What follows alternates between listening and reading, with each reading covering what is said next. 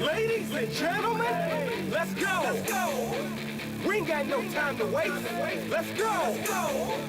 You are now listening to Jason Anderson, and you are in the zone. You're in the zone with Jason Anderson on Sports Radio 810 WHB.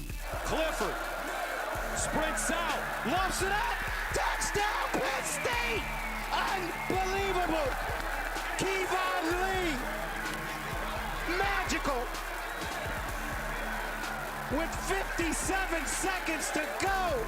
You're in the zone on Sports Radio 810 WHB.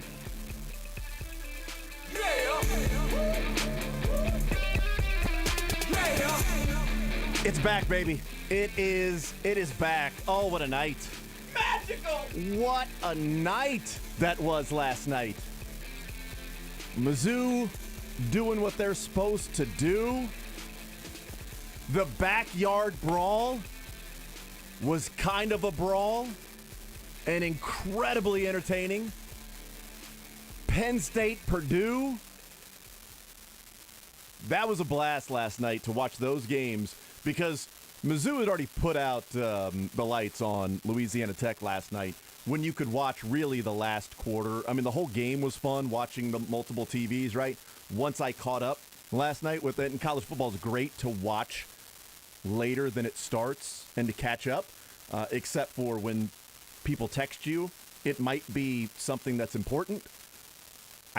People make fun of me for not responding to texts anyway, but the phone is away from me, and the watch that's connected to the phone is also away from me while I'm catching up on DVR. So the Mizzou game started at 7 o'clock. I didn't start it until 8:15, and so any text I got from 7 o'clock to 8:15 was ignored.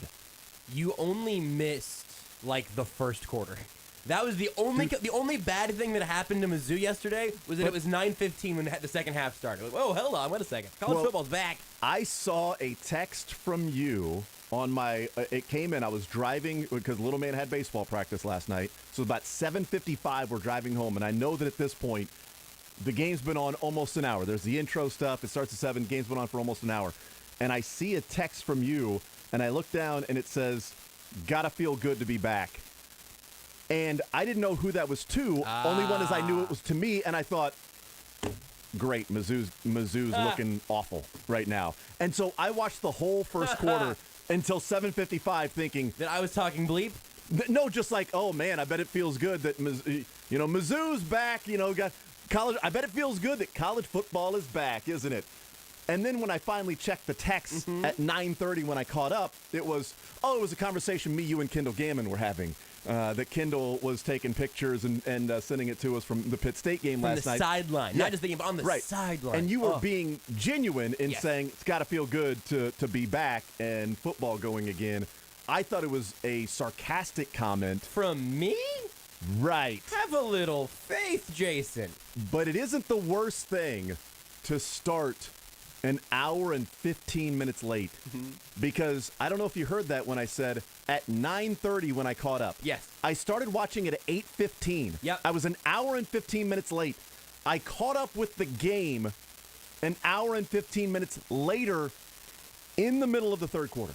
No. Yeah. At the very beginning of the third quarter. No, You did 9:30. I tweeted you were 20. I was the 8 second half minutes kicked away. off at 9:10. I was clocking this because I'm I an was old man now. I was 8 minutes away on the DVR from being fully caught up when the third quarter started. Hilarious. So I wasn't like fast forwarding through like plays or anything. No. Not like plays, but even in between plays, I wasn't fast forwarding. An injury, all right, I'll fast forward. He walks off the field. Okay, as long as it wasn't a Missouri injury like Louisiana Tech, okay. Fast forward a little bit. Kickoffs are into the end zone, fast forward.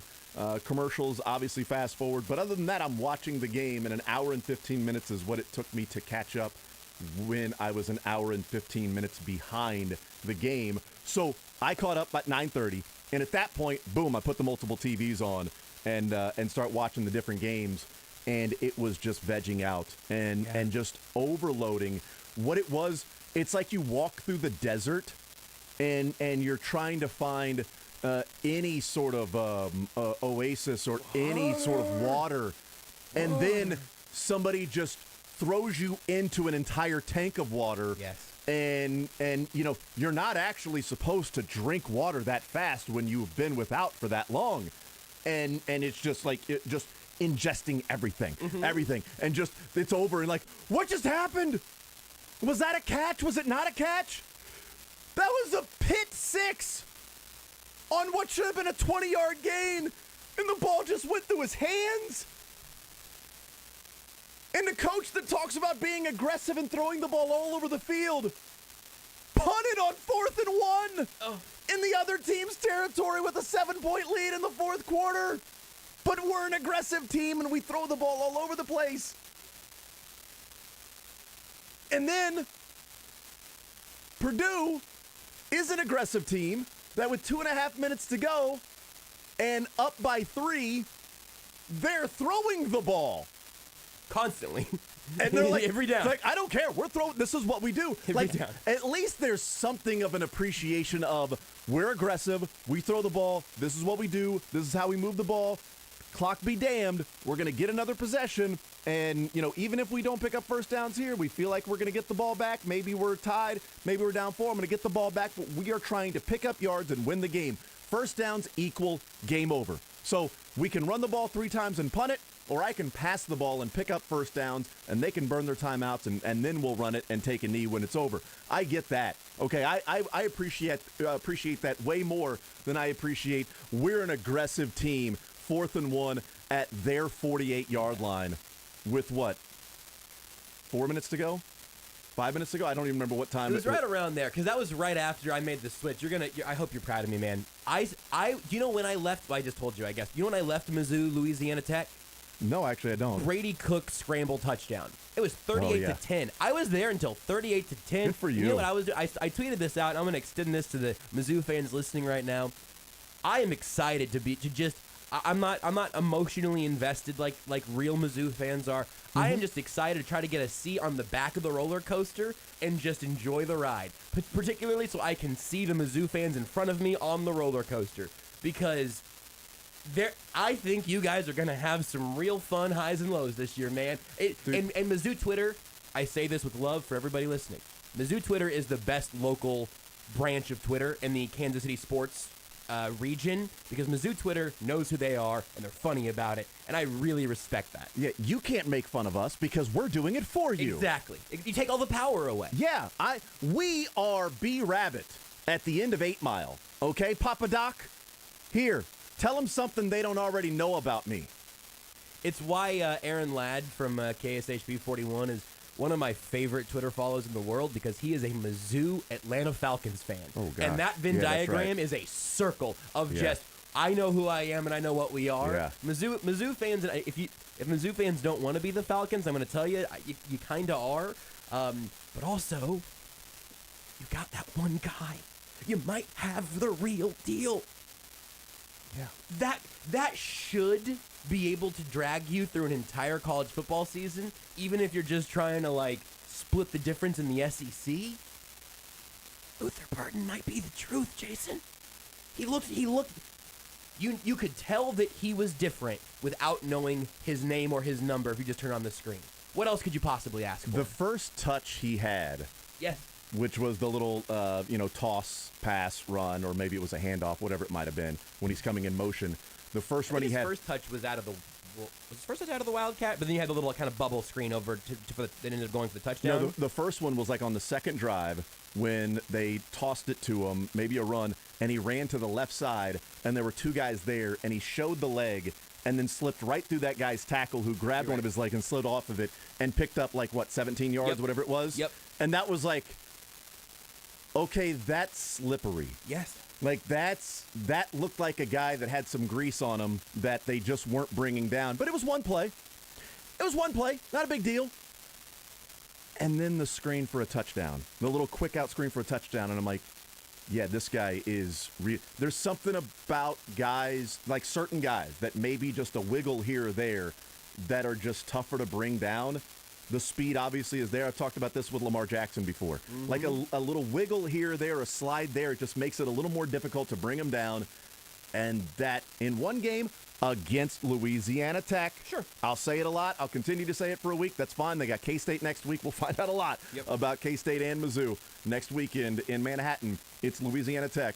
But against them, it's like, okay, this guy's different with the ball in his hands, and you see why he was a top 5 player in the nation, the number 1 wide receiver in the nation, and the highest rated player Missouri has had in a decade. And Eli Drinkwitz, a huge recruiting win. Like, you see that with that guy, and that was incredibly exciting to see. Even if you said, like before the game, if you said, hey, Jason, Luther Burden's going to have 2 receptions, 12 yards. He's going to carry the ball 4 times for 30 yards. He's also going to have a ball go through his hands for an interception. Yeah. What do you think about his debut? Yikes. He's a freshman. Yep. He's a true freshman. That's what I think about his debut. Then I watch it and I'm like, oh my God. Like this is that guy, like he's the truth. Like Luther Burden is like, I'm committed. I am changing my religion to being a Lutheran now. You are a Lutheran. I am now a Lutheran, okay? Boy, you got to. The student section has to lean into that. That right there, that's there for the taking. Yes, you got to. That is your burden to bear. Got a lot of puns for him. Yeah, you really do. LB3 is a great nickname. Because when it comes to drink, I'm going to carry the water. See, that's exactly right. Slurp it up. So he was awesome. That was fun to see. The games overall last night were a blast to watch, and you've got already questioning coaching decisions. Yes, that started in Dublin. In a game, right? That's exactly right. So yes, good, right? In a game in which a coach had a 7-point lead. I looked it up. There was there were when he took the delay of game, it was 6:25 to go. When they took the intentional delay of game. When they took the intentional delay of game, when it was like, oh, we're gonna do this fun stuff and blah blah blah. Instead of just saying, we're going to go try to win the game. We're up by 7. We're in their territory. It's 4th and 1. And we've been running the ball pretty well. So let's believe in our team and keep running the ball. And it's like, okay, is it defensible to punt the ball? Sure. We've given up 24 total points this game.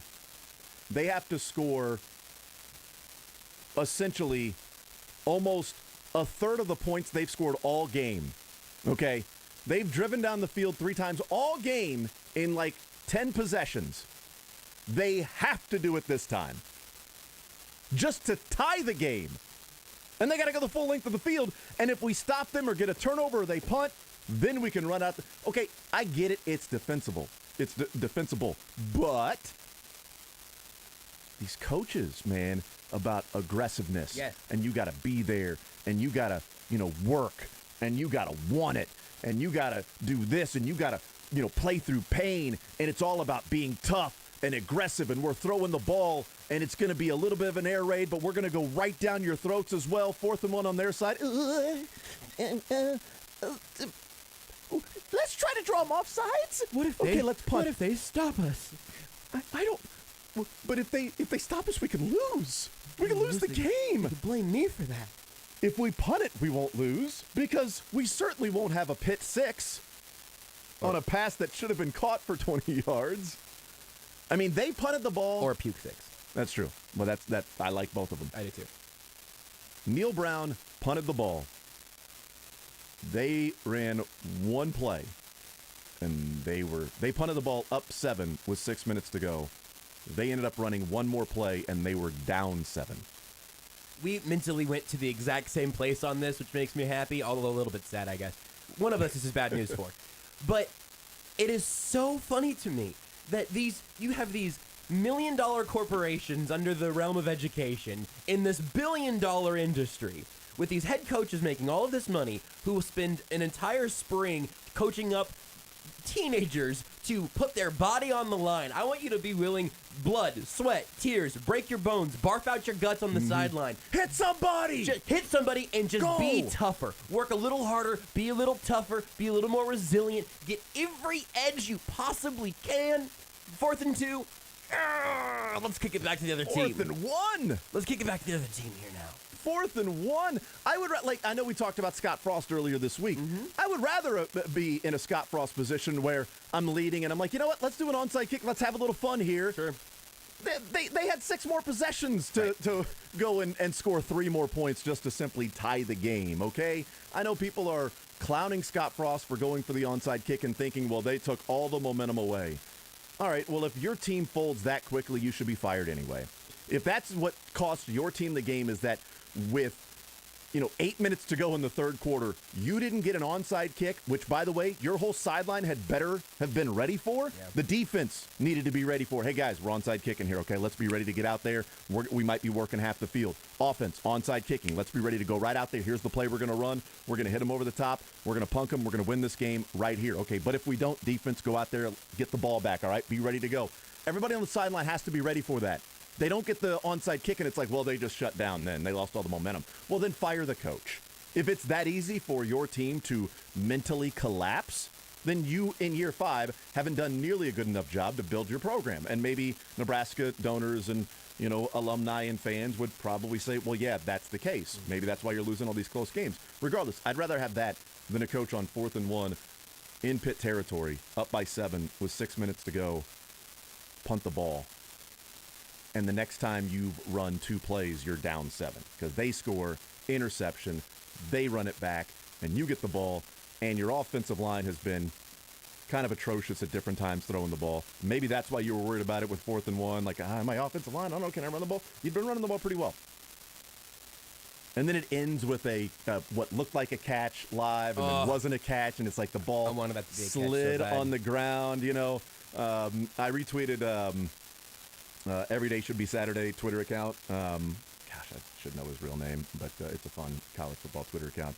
And he said, quote, "After further review, it's a catch because we're all having fun."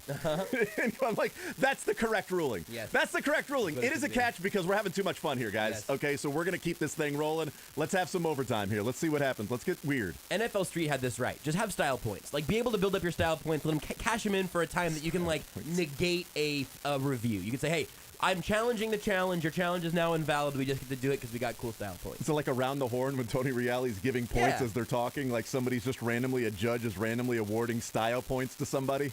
Yeah, that is exactly what we need to do. And, I get it. Yeah. Try to keep building college football to an even more fun place. Like awesome. To your point, we will criticize the coaches based on the results, but that's why things like analytics and situational football matter, because there are good risks and bad risks. Everything has a risk to it. I think Scott Frost did something kind of unnecessary. Last night, West Virginia left some meat on the bone. Right, and it's not second guessing because it was a lot of first guessing. Like, oh my God, they're punting here? Right. They're punting, like, what are you gaining, 20 yards? As opposed to keeping the ball, taking another 3 minutes off the clock. Even if you hand it off a couple of times, you get a couple first downs, kick a field goal, you've won the game. That's what the math is for. Math can help you, coaches. Just learn a little bit of math. I hate math. Play some Madden, then. Just play some Madden. I don't play video games anymore. Yeah, math and video games. I've lost now 90% of college coaches. Yeah, that's right. But you have totally brought in Kyler Murray. He is on board with you. Did you even get the 8 Mile M&M reference earlier? No, I knew that it was. I knew that was like a formative thing for you, and I didn't want to make you sad in the first segment. I know, but you did. I glossed right past it. It's up to every consecutive show in a row now. That's incredible. I got a hot streak going here. Yeah, making you sad in the first segment. Roughly every of the times that we've done that. Yep. We'll take a time out. We'll come back. We'll continue talking a little college football. Maybe what the takeaways were from Mizzou. KU in action tonight against Tennessee Tech, 5:30 right here on Sports Radio 810, a little pregame activity. And then tomorrow it is K-State going to be taking on South Dakota at 6 o'clock Both those games on ESPN Plus tonight and tomorrow for KU and K-State. But radio-wise, 8:10 right here for KU. We'll take a timeout. We'll come back. More Zone next. Want to see more of The Zone? Watch the show live on the Sports Radio 810 WHB Facebook, Twitter, YouTube, and Twitch.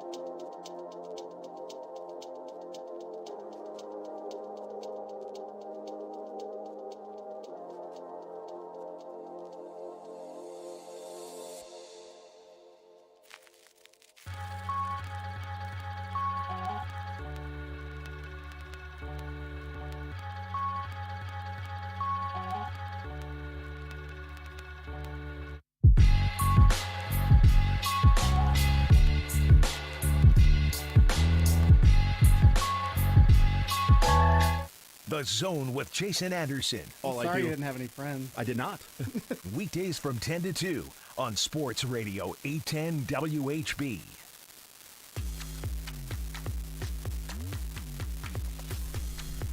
All right, we continue right here on Sports Radio 810 WHB. Jason Anderson with you. KU in action tonight, 5:30 pregame.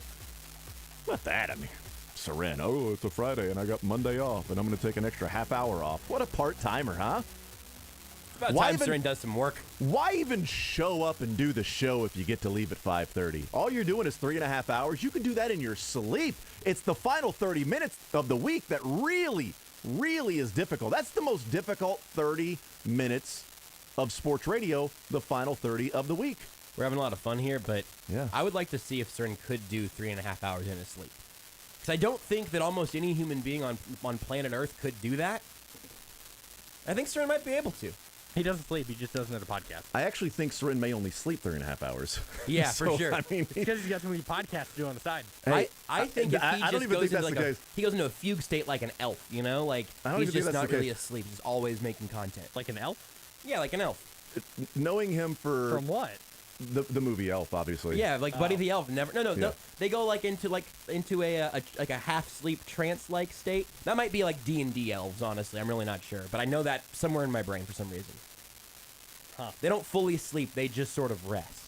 Knowing him for 20 years, I think that Like might your be the grandpa? case. Like, I think he goes to sleep around, even when he did 10 to 2, I think he went to sleep around 1 or 2, and he'd be at the office at 7. Like, I really think that's his sleep pattern. Yeah. Yeah, it's annoying. You know? I've got Oh, about I 3.5 years of night scheduling that I'm still trying to like kind of. Yeah. I have so many alarms that go off in the morning. I have not successfully like acknowledged my 6 a.m. one at any point yet. It's the 6:15 and the 6:30 that get me actually moving. That first alarm, I just think I think I wake up as a zombie and then hit snooze.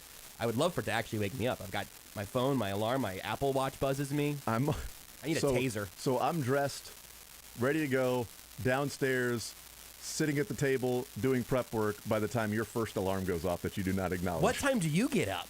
5:40. Why? You're a dad. Dad of the year. Well, I do need to get about an hour by myself before the kids wake That up at makes sense. 6:30. That makes So sense. get up 5:40, get everything done, get ready, try to get downstairs a little before 6, and then go to work, and then the kids will walk down the stairs about 6:30, 6:40. What time do you typically go to sleep? Midnight 30 or 1? All right. Last night was like 1:15. I'm working on it. I have a whole lot of deeply encoded weird scheduling that I'm trying to turn around. I feel found good out- once I get here. I found out that I'm more optimal around 6 or 6.5 as opposed to like 8 or 8.5 that I thought. Kind I of needed. groggy or something. What's Like 8 or I don't know why. I like to me during the week like 6 hours, like going to bed around midnight, waking up at 5:40. Yeah. Going to bed 11:30, waking up at 5:40. I'm much more aware, and mind works better during the day than if I were to go to bed at 10. Yeah, And you don't wake need to up, I'm like, overcharge. You know, Yeah. you got your. But I used to be like, I need 8 hours, or I'm not going to be able to do anything. And now I'm like, no, actually, rather do this. I was reading an article earlier this week that was something along the lines of what you really need is a consistent sleep schedule. Yeah. And so if you've got a pretty consistent thing going, eventually you just sort of lock into that and your body kind of adapts to it. I'm hoping that that's something that fully arrives by, let's say, week 4 of the football season. Honestly, if I get that set in a month, I'm gonna finally start being I'll able just to. wait until we're doing post-game shows till like, Yeah. 1 in the morning. Yeah. Hey, I like That'll to- be a little good time. Sunday night football, little Thursday night I football. like to plan ahead. I want to Yeah. let you know, Jason, that Friday after week 2. So September 16th. Go ahead and make sure we got plenty of guests. September 16th. Well, that Friday typically is It will be is full. good to go. We'll be good, actually. We'll have Lee Sterling with Todd Lebo, who we're going to have here in just a little bit as well from Paramount Sports. We'll have Matt Derrick, Kendall Gammon. We'll be talking with him, Mick Shaffer. So, yeah, all you have to do is do the post-game show and then get in here early and cut up all the sound for the show that particular Friday, and you're fine. I'm thinking I might just stay overnight and just cut Do that. audio after the show, Do that. catch a couple Z's in the Right. office, and Bring in a sleeping bag. yeah. darker office back there.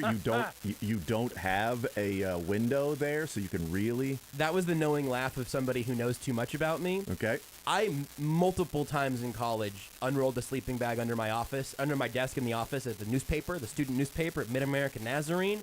Multiple nights spent on a very small couch in there, or that had a weird stain on it, or under my desk in a sleeping bag. It would not be the first time. Good for you. So now we know what your sleep pattern. That's my ideal. If I just sleep in the office for Chiefs 2 hours every night, I'm going to be games. fine. Chiefs night games sleep pattern for Joshua Brisco. Let's get those. I'm afternoon doing those days. too, so you're gonna be down to those days. But I have a feeling Beard's sleep pattern is going to be, it's 10:30. Oh my God! And you get up and just screaming in the car, just weaving through traffic to try to get in here by 10:50. no, I'll still drive speed limit. Don't worry about that. It'll be I an don't believe you. interesting experiment. You're like, oh, hey guys, sorry, I woke up at 10:30. I'll be there at like 10:50 or 11 o'clock. I'll try to be there whenever, but Meandering. depending on traffic, who knows? When I worked in Wyoming for 3 months, I had to be. Sorry? I had to. You don't. No, I'm Hi. thrilled to hear about this. Hi, I'm Jason. I love finding out these new little things. I needed to be in the office by 4 in the a.m. Yeah. Ooh, no thanks. which was No. I No. hated it. Your body just never adjusts to middle of the night stuff. Those that work overnights and have done it for a long time, God bless you, man. Because it is, for 3 months, I was like, I don't know how you do it. So I woke up usually around 3 o'clock in the a.m. to try to just, really, it was kind of like you, it was like, snooze. Yeah. Okay, I got to get up because I Yes. got to be there by 4. Luckily, my drive was like 4.5 minutes. That's good. Yeah, so I was like, That's okay, good. I could leave at 3:55 and be there on time. But still, I had fallen asleep one night. I thought one night. I woke up, it was 5, and I panicked. Oh, yeah. And I immediately jump in the shower, like the fastest little quick in and out, getting ready, throwing clothes off, getting into the car, pulling out of the parking lot, getting on the road. And I'm like, man, there's a lot of people on the road for. Yes. Oh wait, it's 5 p.m. Jason. It's 5 p.m. And I did all of that, and I was like, I just can't do it. I can't do it. My body is never going to adjust to this. My circadian rhythm does not do this. I didn't make it into traffic, but I got about halfway through that process one day. I ran mornings on weekends here for a year and a half, 2 years or whatever. There was one day that I did. I ended up getting here 20 minutes late. God bless the Midwest Outdoors for just being just two good people. It was pretty early when I was doing it. I still have stress dreams about just that day. I don't think it ever happened again. I think there was only one day ever that I got here late, and that one still haunts me. But there was a time that I fell asleep at like 5:45 p.m. and woke up 15 minutes later and looked at my phone and went, oh my God! And like that jolt off of a couch or whatever is so disorienting. You look outside, it's that's not the lightness level outside that I would have expected. You're not thinking about that. You're thinking about getting the sleep out of your eyes and trying to get your pajama pants off and some sort of other pants on and get to the studio. Yeah, it was at that point that I thought, I don't know that this is the life for me. It's a tough. I don't know that living in Gillette with 7,000 people and being at the station by 4 and talking about Wyoming football, I'm not sure that this is going to be the spot for me, unless there's somebody named Josh Allen that comes along and would be something we could talk about, which did not happen while I was there. He also, look, man, Patrick Mahomes, Josh Allen at the same college doesn't get you out of bed at 3 a.m. naturally. There's just no way to navigate that. Because that's typically when you're going to bed in college. You're right, exactly. That's probably what, and that brings us all to the point. I also did that a couple times in running the board. Which brings us to the point of, I do think Mizzou's defense is faster than I thought it was going to be. So that's really what I'm saying. That's where this all started, and it's all been about the whole time. One of the main takeaways was Luther Burden, the defense for Mizzou flying around the field, the transfers looking pretty good against Louisiana Tech, and Brady Cook, who can actually move around a little bit as opposed to Basilak that was like, okay, I've got ankle weights on. Yep. And also my feet are in cement. I don't know why, but they are. And Eli going, well, I guess I got to throw a 3-yard route here. Yep. I guess I got to throw this down the line of scrimmage. Maybe we just play defensive football, not literally defense football, but defensive even on offense and see what happens. It was nice to see that Brady Cook could move a little bit and escape the pocket and made a really good play when he spun out from a defensive end that was rushing free, because I do think Missouri's offensive line will have some problems this year. So that's the one sort of negative takeaway from that. But it'll be a lot of fun. We'll see. We will take a timeout. We'll come back. And on the other side, Todd Lebo's going to hang out with Lee Sterling, Paramount Sports, get you ready for the weekend. I don't know, maybe some KU action, Tennessee Tech, K-State action with South Dakota. You might find lines out there. Sometimes you can get those lines at different places, even though they're FCS. Our friends at DraftKings have a special running right now about K-State to score a point. Big boosted odds on the DraftKings app right now. I did that this morning. I like that line. I think they're going to score a point. I put the house on it. I think there's a cap, but I hit that this morning, and it feels like a pretty safe bet if you're looking to put some money on the purple today. It's a smart bet. We'll take a timeout. We'll come back. We'll hear from Lee Sterling with Todd Lebo next. Follow the show on Twitter at J810Anderson, at JB Brisco, at Beards McFly, and at Sports Radio 810.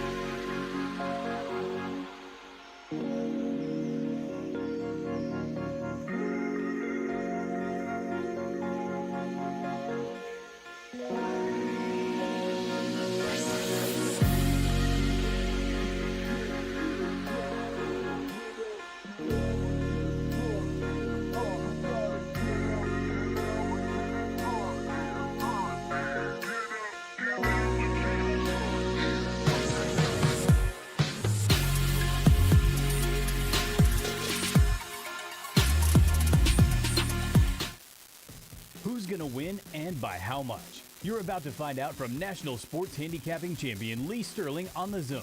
Log on to ParamountSports.com or call toll-free 800-400-9741 to get started. Welcome back into The Zone on this Friday, and this is a special Friday. It's the first time we've had a chance to talk to our good friend Lee Sterling from Paramount Sports with legalized gambling in the state of Kansas. Lee, people have been wanting this for years in Kansas, and they finally made it legal yesterday. And I'm getting calls left and right. People who've never wagered are ready. They're ready to dip their toes in. So if you're not sure how it's done, be more than happy to spend a few minutes and explain it all to you. And the key is it's going to be fun for the next couple days, but starting next Wednesday, the app is available, and that's where 83 to 85% of the money will be wagered on, because you can sit at home, you can sit at a game, and bet games on your phone or bet on the computer. So it's a beautiful thing. Yeah, it is fun, and it's been a long time coming for Kansas, and people are certainly excited about it around here. There was a line of people out at Hollywood Casino yesterday ready to place their first bets. They wanted to get them in early, and if they want to get them in with you, I know you always do great at the beginning of the year. What do you got a special going for us right now? Yeah, we're already 14-4 to start the season since the first preseason game through week 0. So they want to get involved. Just go to ParamountSports.com. You can get 4 weeks of football, all the college, NFL through September 30th. And we'll also throw in baseball. I mean, pays the same. We average like 3 selections a day. We'll have 10 to 13 games on average per week in the football. We average 3 selections a day. We mainly play probably a lot more underdogs than favorites, and you can get the last month of the regular season, all the playoffs through the Super Bowl. Both of them combined just $397. It's over $1,000 value for well below 50% off. Just my way of saying, hey, jump on board. Let's build the bankroll. Let's do it. Let's talk about some games, too. We got NFL next week, so it's all college football this week. We're in week 1. Week 0 was last week. We're week 1 now. So there's a full slate of games, and we've got some pretty good ones, some intersectional games. Let's kick it off with Utah going down to the Swamp to face Florida. Utah's a good football team. They are. And the advantage you would think for Florida would be the weather. But Utah practices at almost a mile high. And then on top of that, it's been high 80s, low 90s in Salt Lake City last couple of weeks. So I think that's been negated, that advantage. Florida has a really good quarterback. This kid, Anthony Richardson, 6'5", can run, throw. He can carry a team.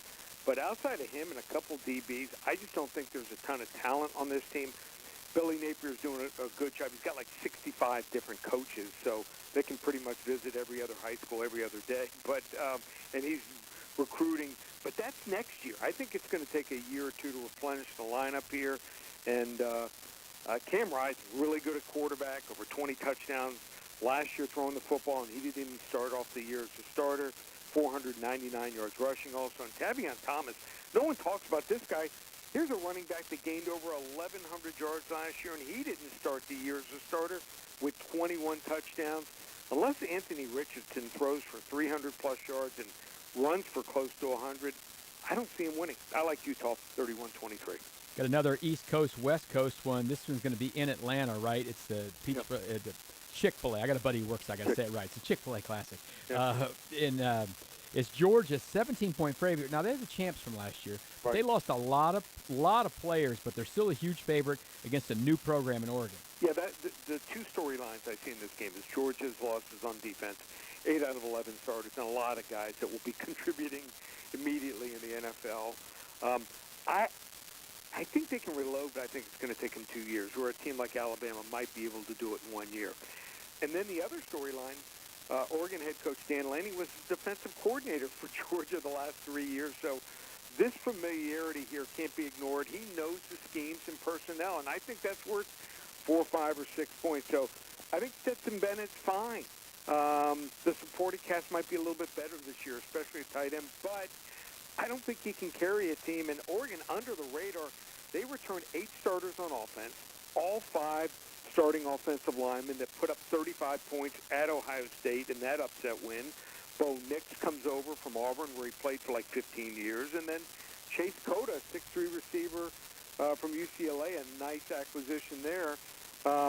I think that this is going to be a tight game here. I say grab all the points you can. Georgia wins 31-21, but the Ducks cover. Another new coach in Notre Dame. A lot of people were kind of surprised that Brian Kelly left, but there's a lot of excitement around Notre Dame. And people, I don't think, knew this game was coming. They look up, they're coming to Columbus. Ohio State is loaded. 17-point favorite in a top 5 matchup.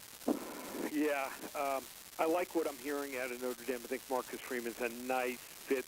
But the problem here is most of those guys are coming in next year as far as recruiting. But they just don't match up, in my opinion, to Ohio State's offense, which might be the best in the country, led by C.J. Stroud. And then also, remember this, Jim Knowles, who was the defensive coordinator at Oklahoma State, he moves over to Ohio State, and he faced Notre Dame in the bowl game.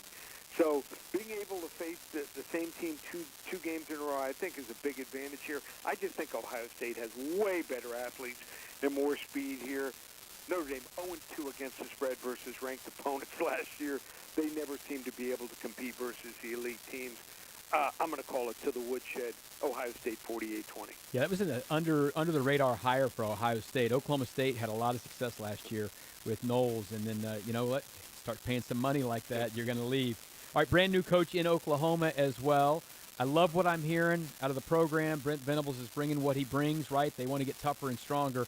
31 points is an awful lot of points against a team in UTEP who already played a game last week, so they got one under their belt. It is, but I think this Oklahoma offense could be special. You got Dylan Gabriel reunited with Jeff Levy, and they're going to run a cutting-edge offense here, and also they get off snaps really quick. So if they get in a couple extra possessions, you know, it's tough to lay 31 points.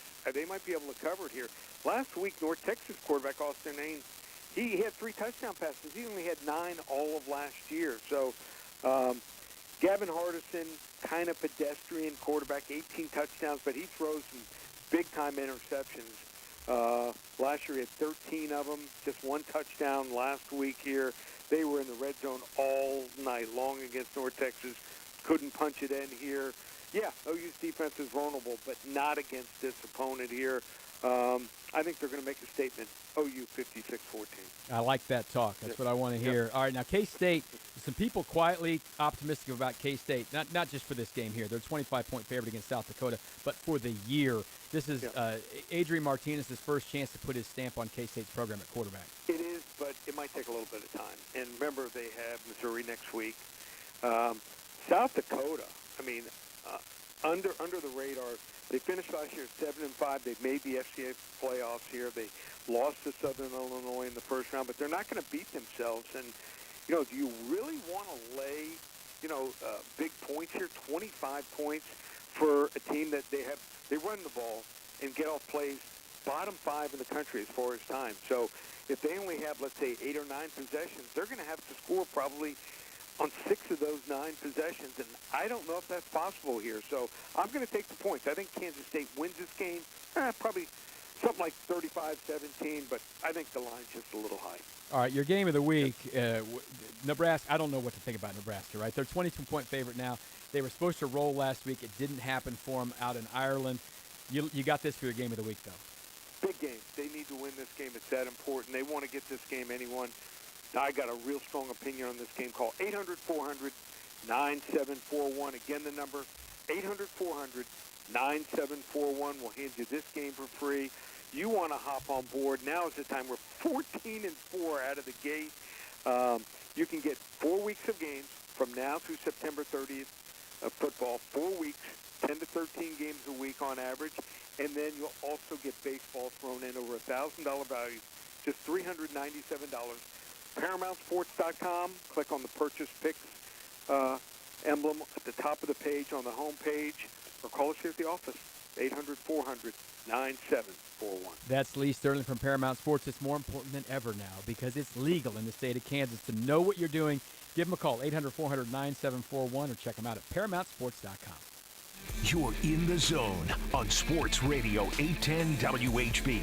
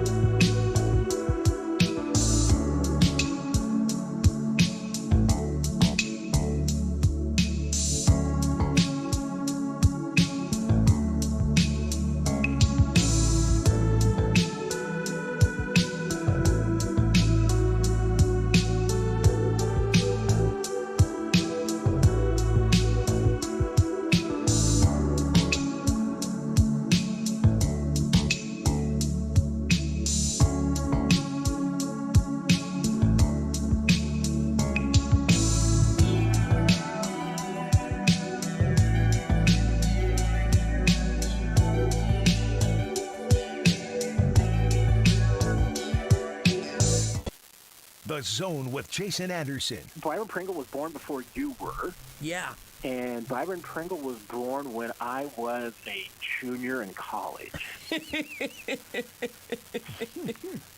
I just realized I could be your father.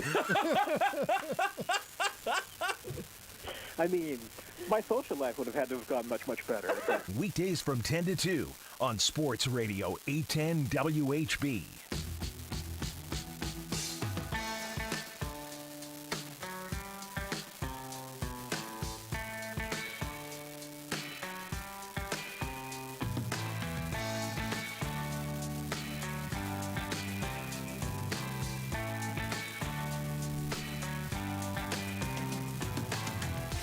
All right, we continue right here on Sports Radio 810 WHB. Jason Anderson with you.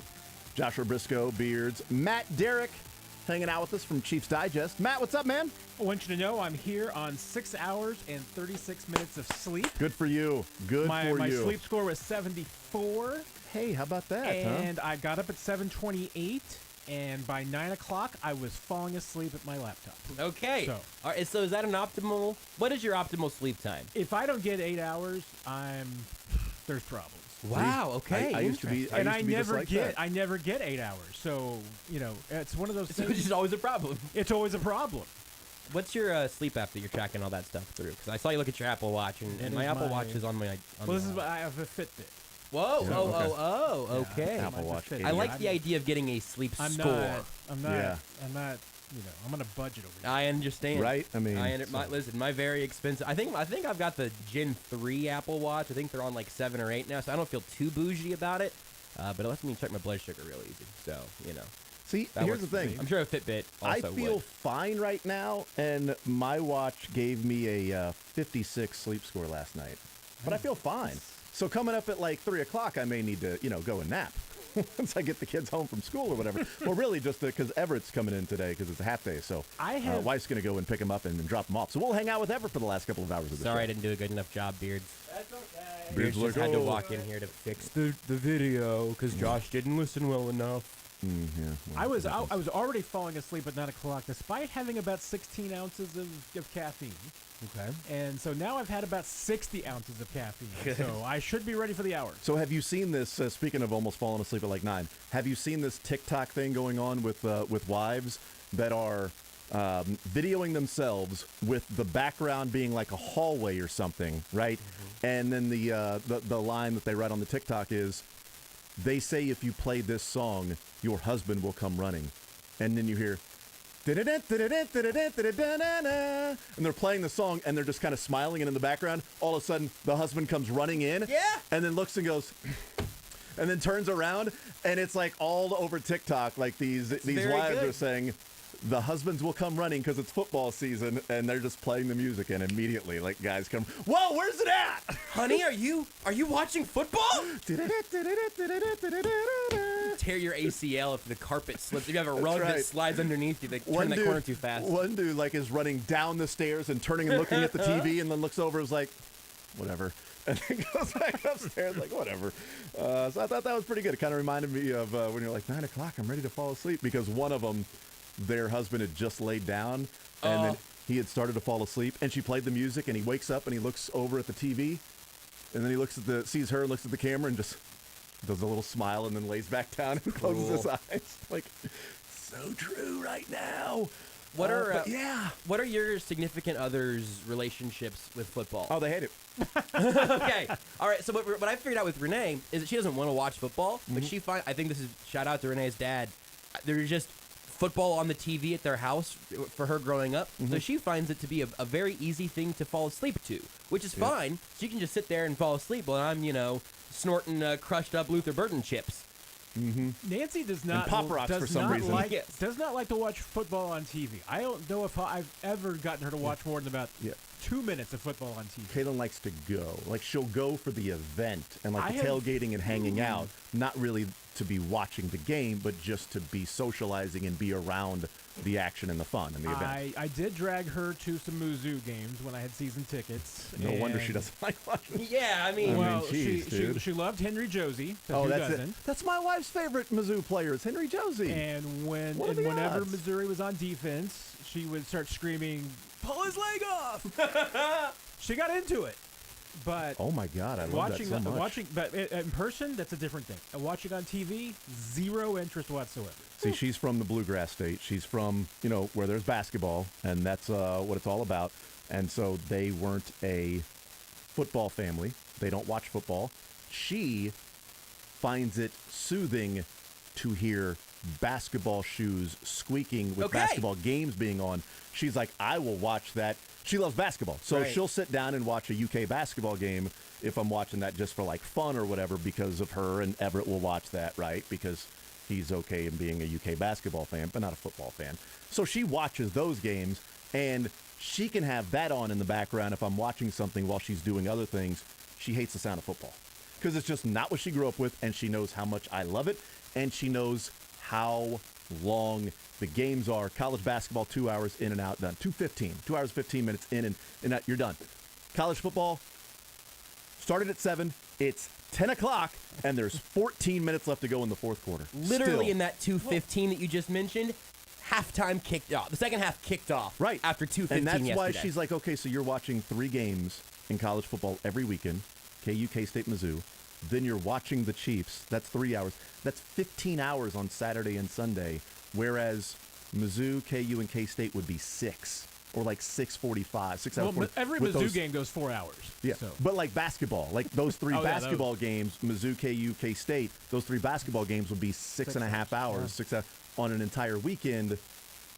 But you've got 15. Now, I also let her know, like, hey, there's 2 basketball games a week, though. So it's actually, those 6 hours, it actually comes up to like 13 or 14 when there's 1 football game per week. So that comes up to around, 15 as well. So it's kind of the same. Doesn't matter, though. Doesn't matter because it's the weekend that Saturday and Sunday are kind of shot. Especially when it's like a KU plays at noon and K-State's at 4 and Mizzou 7 o'clock on the SEC network. Then it's like you're there all day. You're there from noon until like 11 o'clock just watching football if we're watching all 3 schools in a day. I did get a Chiefs text from Nancy this week.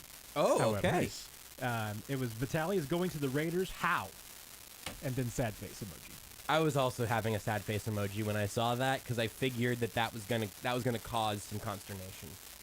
Well, guy's going to play football. He's going to go where the opportunity is. Can you please call Brett Veach and tell him that this roster is 52 out of 53 slots perfect? Really, it's 68 out of 69, which is I had that realization on with Sterling yesterday. I was doing the active roster plus practice squad, realizing that an NFL roster is really 69 players deep now. So, can't do anything about it. It's just true.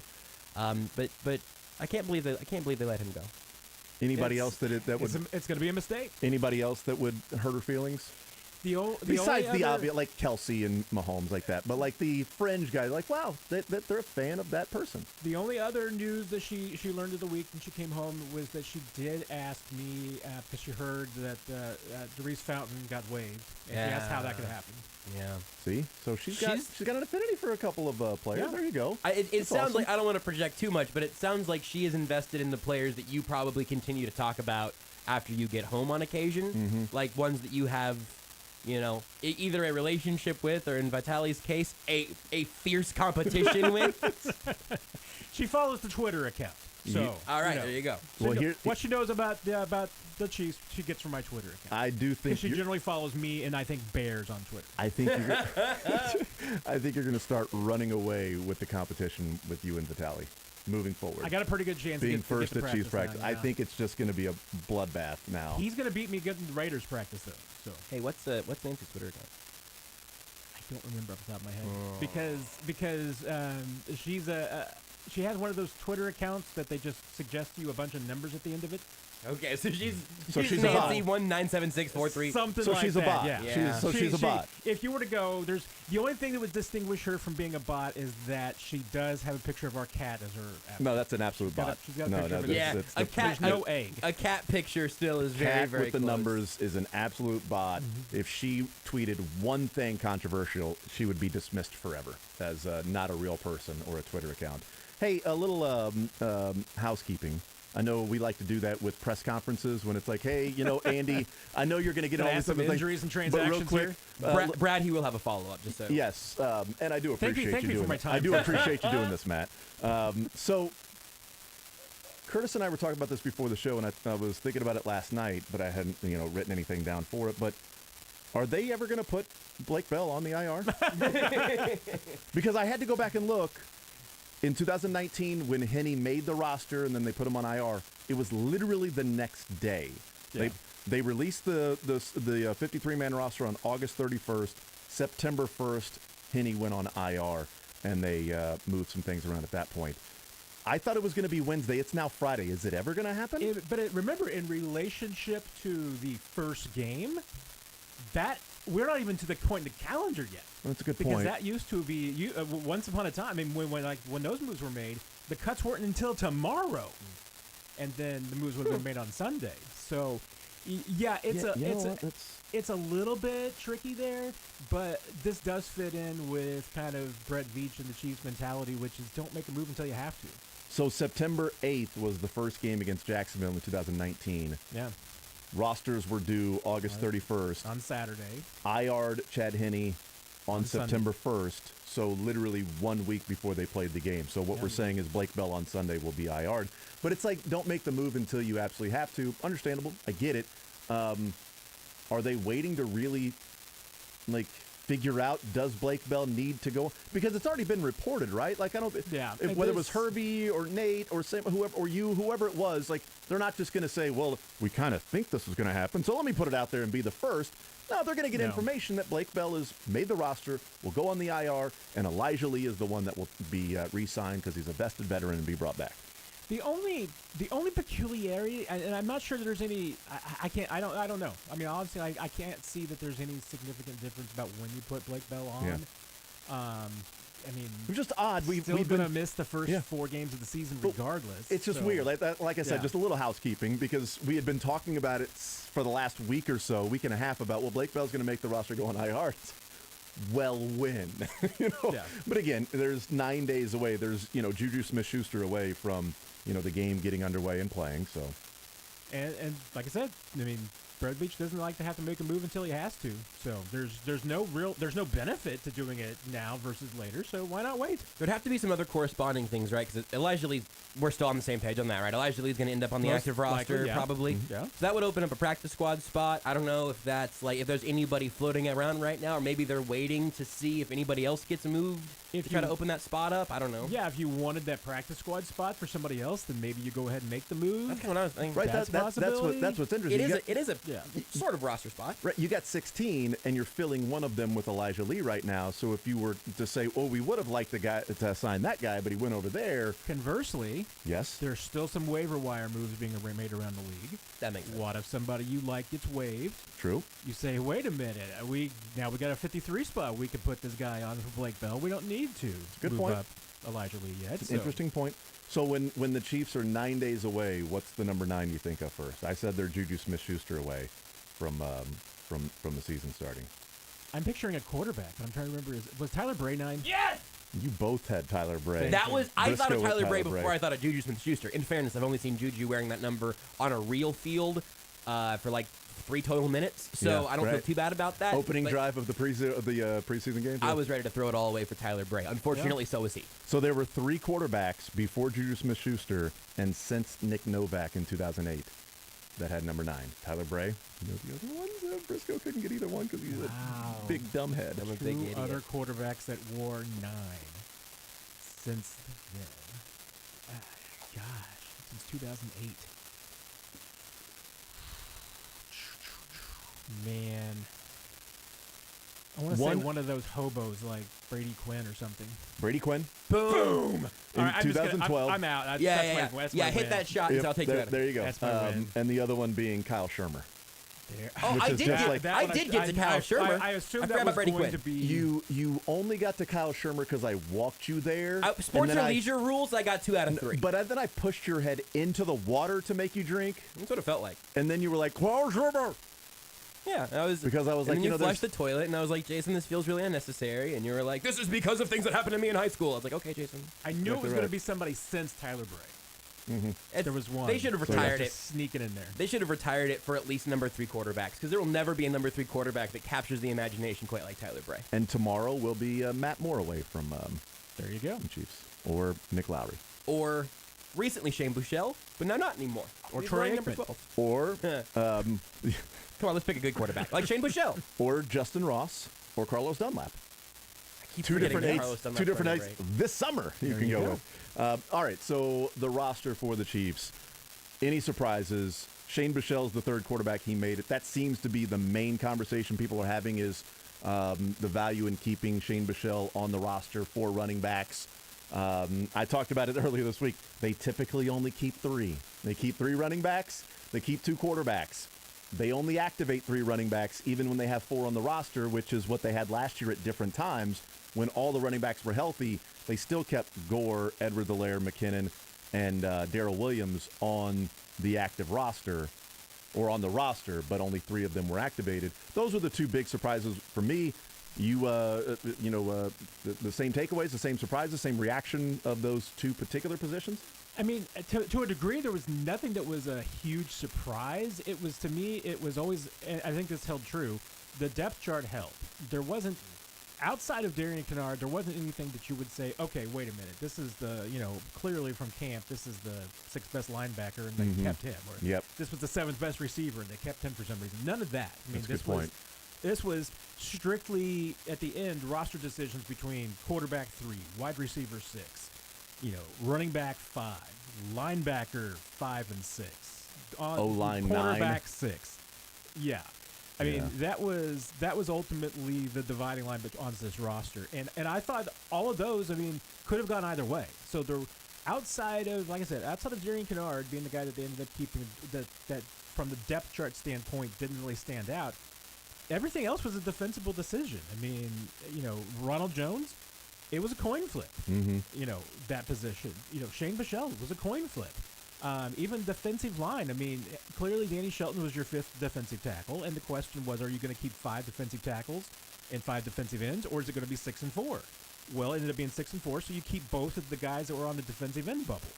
In Herring and Kango, who were right there neck and neck. So, all along, like I said, to me, it was coin flip decisions across this roster. There wasn't anything that you were like, and the only one that really stood out to me was Fountain. That was the one that seemed like the consensus. This team probably needs a 6th receiver for special team purposes and, with some injury insurance. Not going that route kind of surprised me, but I understand from Brett Veach's argument afterwards, which is, saying, hey, we saw position as a receiver. That's a little bit easier to get to the waiver wire than some other spots. And even said, like, we talked to Fountain, and like, hey, man, you'll be here soon enough. And they didn't think they could get Buechele through waivers, so that was a guy that they kept. And then some others like Ronald Jones. It makes sense from the standpoint of they were still able to keep everybody that they wanted. Chances are, if they had released Ronald Jones, they lose Ronald. Yeah, Jones. he's not somebody on the else. Chiefs. Somebody else signs him. the Eagles didn't the Eagles claim Trey Sermon? Yeah, on waivers, like they didn't. Even, if they're claiming Trey Sermon, Ronald Jones ain't making it to. Ain't clearing waivers. If you got a question about Ronald Jones, this kicks the can down the curb. If you want to do something with Ronald Jones, you still have that option. And honestly, now you've still got the option with whomever you would have kept instead because you kept that guy. So Kennard on the roster, it's an interesting one because we've talked about it a couple of times of whether or not he was going to make the roster as a guy who had struggled at right tackle. We knew they drafted him and talked about when they drafted him that night of position flexibility that they drafted him as a right tackle. They're going to play him there, but they do feel confident that if need be, he can play guard too. That's kind of what Brett Veach talked about as well in the press conference, in that we like the versatility of a guy that, can play some guard if need be, but we like him at tackle, and he really came on the last week and a half. I'm surprised they took Kennard. I think the only reason a couple of reasons. One, they liked him enough to move up in the draft to take him. So I don't think they were going to just be so soured on him after a few months and say, well, this guy is not the guy we thought he was. And if they say, we feel like he can slide down to guard if need be, and we've only seen him at tackle, then are we moving on from him when we've only seen him at tackle when we feel like he could also play guard as well? I think that versatility and being a younger guy probably gave him the edge over whether it was a Gurman, if it was a Caliendo, maybe even Austin Ryder, whoever it might have been that would have made the 53-man roster. Or it could have been that those guys are going to go to the practice squad, Ryder and Caliendo, and Kennard may not make it there because other teams might have really liked what they had in him and use him as a guard. And and the Chiefs do see in Kennard a guy that clearly has the physical traits of a tackle. Mm-hmm. So they've got no problems, giving him a chance to play that position. And with the exact feeling that you said, that if it doesn't pan out, that he's also got a high ceiling at guard.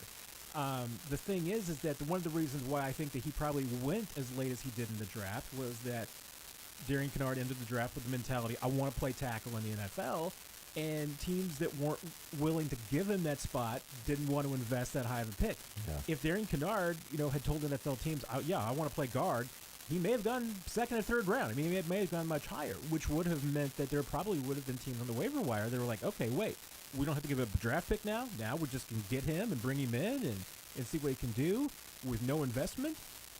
That's a different story. So I think there would have been some interest in Kennard, even though, hey, the tape wasn't always there during the preseason. He was a third-team tackle, sure. He's a project, but Chiefs didn't think he would pass through waivers. And if they still feel like that he's got potential, they want to keep him, this was the only way to do it. And I brought this up Wednesday when we were talking about the final 53 because we got off the air at 2 o'clock and it was still another hour, and that's when we found out, hey, Kennard made this roster. I mean, we talked about after the Chicago game, I'm like, that's a guard playing tackle. That guy cannot move. He looked lost out there at times, and wow, I'm not sure he makes this squad. So, to be fair, I was looking at some Pro Football Focus numbers as well when we were talking about him after game one, and it was like, oh my God, he got graded as a 47 in that game, as an overall 47, and a run blocker of 42. Like, that's what he's supposed to be good at. And then the second game against Washington, he got graded overall as a 45. Run blocker, 38. Oh, my goodness. How's this guy going to make the roster? And then Brett Veach had talked about, well, the last week and a half he came on. Against Green Bay, he got graded out as a 78 and a 90 run blocking. So maybe there is something to what Brett Veach is saying. Maybe it started to click for him a little bit and things like that. Okay, so had he had the same sort of game in the same last week and a half that he did maybe the first 2 or 3 weeks of camp, he might be a guy that's on a different roster right now or on a different practice squad or something like that and not with the Chiefs, as opposed to, okay, that's kind of what we saw in him a little bit. He's raw. It'll take some time. We're not ready to push the eject button yet. Yeah, and the only thing that really boggles my mind a little bit about the roster building and machinations there is that Kennard right now probably is a project. Yeah. So is he a guy that you want to be active and you're considering, playing on game day? Probably not, because they kept 3 backup tackles. Yeah. So that's telling you right there that, when you have 8 active on game day, Kennard's not going to be the guy. Right, You've got 2 others. Yep. Problem is that you only have 1 backup interior guy. That's what's really surprising about the 4 guys they kept after the starting offensive lineman. Yeah, you can bring up an Austin Ryder a couple of times and activate him from the practice squad. You've got Mike Caliendo, the same thing. I mean, you've got some options that if you want to bring up a guy for a day, you could do that for essentially a month of the season, and you're going to get some injuries. So there's a pretty good chance Austin Ryder is going to be on this 53 at some point. But that's just because, you get into a situation like where the Chiefs had last year where, the last couple of years, you lose 2 players in a group at a game. Mm-hmm. You lose 2 interior linemen in a game. Well, what are you doing? I mean, Andrew Wiley's kicking inside, and all of a sudden somebody's coming in to play tackle. So you're really shuffling your line because you don't have that option. You don't have that flexibility. And that's one of the things that I saw with the backup offensive lineman, and it feels like there are 3 reserve right tackles on the squad. And I know that, Christian's played left tackle, Prince. But if Orlando Brown goes down, let's say they've got the 8 active guys, and it's Allegretti, Prince, and then also Christian are the 8 active guys. Orlando Brown goes down in the middle of a game. Is Joe Tooney playing left tackle or those 2 guys that are active? Because I think it's Joe Tooney, and then Allegretti goes in there and plays guard. If Wiley goes down, then I think one of those guys, Prince or Christian, or if Kennard has to be activated for injuries, then they go in and play right tackle. So maybe if it's a week or 2, then you might have to go with Jaron Christian or something like that. But if you're talking about guys that are just active week by week, I feel like there's 3 backup right tackles making up the offensive lineman right now, because I don't think your first choice is to go to any of them at left tackle if Orlando Brown were to miss a game or 2. That's Tooney, that Andy Reid already said. He can play left tackle in a heartbeat. Yeah, We saw him at least get by. obviously has. So yeah. I mean, it was the characteristic usually of the Chiefs is that, and certainly the philosophy of Andy Heck and Andy Reid is that you don't want to change too many things in an offensive line. Mm-hmm. So I feel like during a game, they certainly would probably go to one of those games. If it were, like before the Bengals game, if it's an entire game, that's a different story. I mean, that probably is. But that wasn't even that, though. Lucas Niang was starting that game. So to your point, Lucas Niang played left tackle in that, right? They moved him over to left tackle, and then got hurt. And then you moved Tooney. Yeah, so Tooney was the third option overall, the second option when Brown couldn't play that game. So maybe there is something to that. If Brown were to go down in the game, they would say, Tooney, stay there. You're fine. We'll have to shade a little bit more with you and use your veteran savvy there. And we're going to have to game plan around an inferior left tackle there, but stay at that spot. We don't want to upset the apple cart at two different places. But I do feel like your best five in the game, if Brown isn't there, is Tooney and Allegretti rather than Jaron Christian and Tooney on the left side. And that's consistent with, the Chiefs, really the way they consider that offensive line, because I think if you ask Andy Reid who his starters are, I think he's going to include Nick Allegretti there. I mean, he usually considers that sixth guy as one of their starters, and I think right now that guy to them is Allegretti. We'll take a timeout. We'll come back. We'll continue hanging out with Matt Derrick, Chiefs Digest. A couple of other points on the roster for the Chiefs. We'll hear Bruce Arians in a podcast talking about Patrick Mahomes. We'll do that here in the show. Kendall Gammon's going to join us at noon. Mick Shaffer as well. More Zone. Hanging out with Matt Derrick, Chiefs Digest next. Take the show with you by listening live on 810WHB.com, in the 810 mobile app, or by subscribing to The Zone wherever you get your podcasts.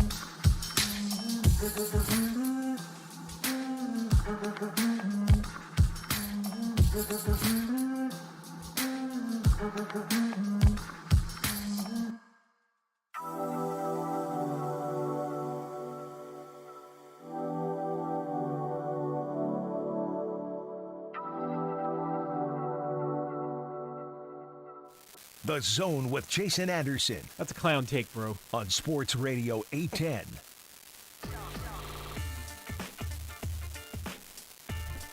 All right, hanging out with Matt Derrick, Chiefs Digest.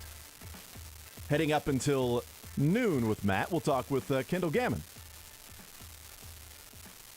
You thought about growing out the beard, Matt? No.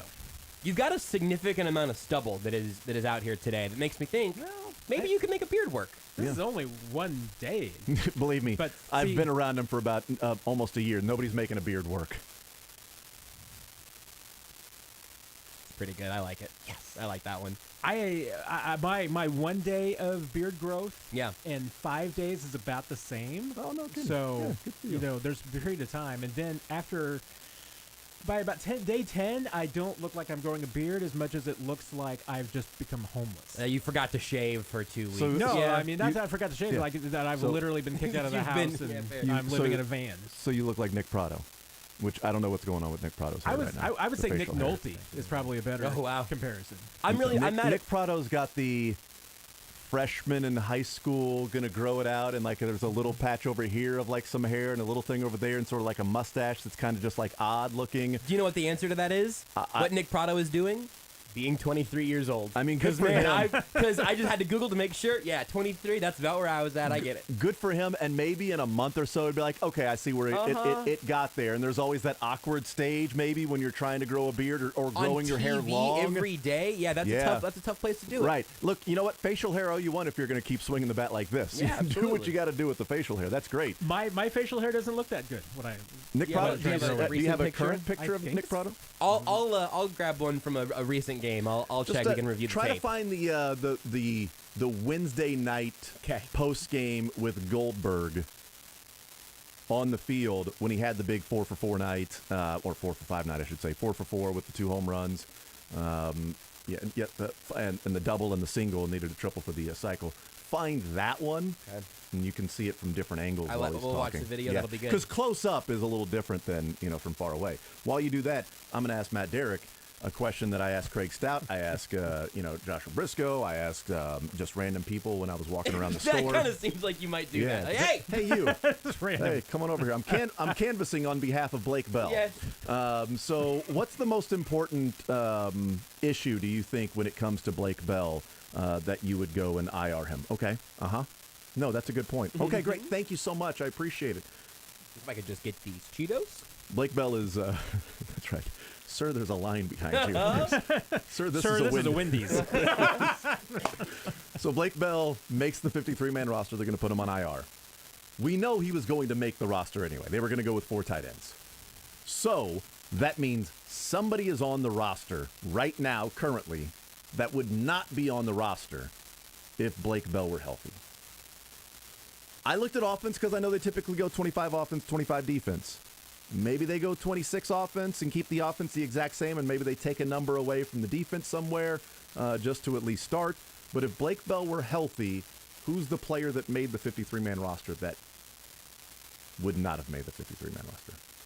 It's a really good question, and I mean, and my first thought is that it's complicated by another injury, which is Malik Herring with that oblique injury.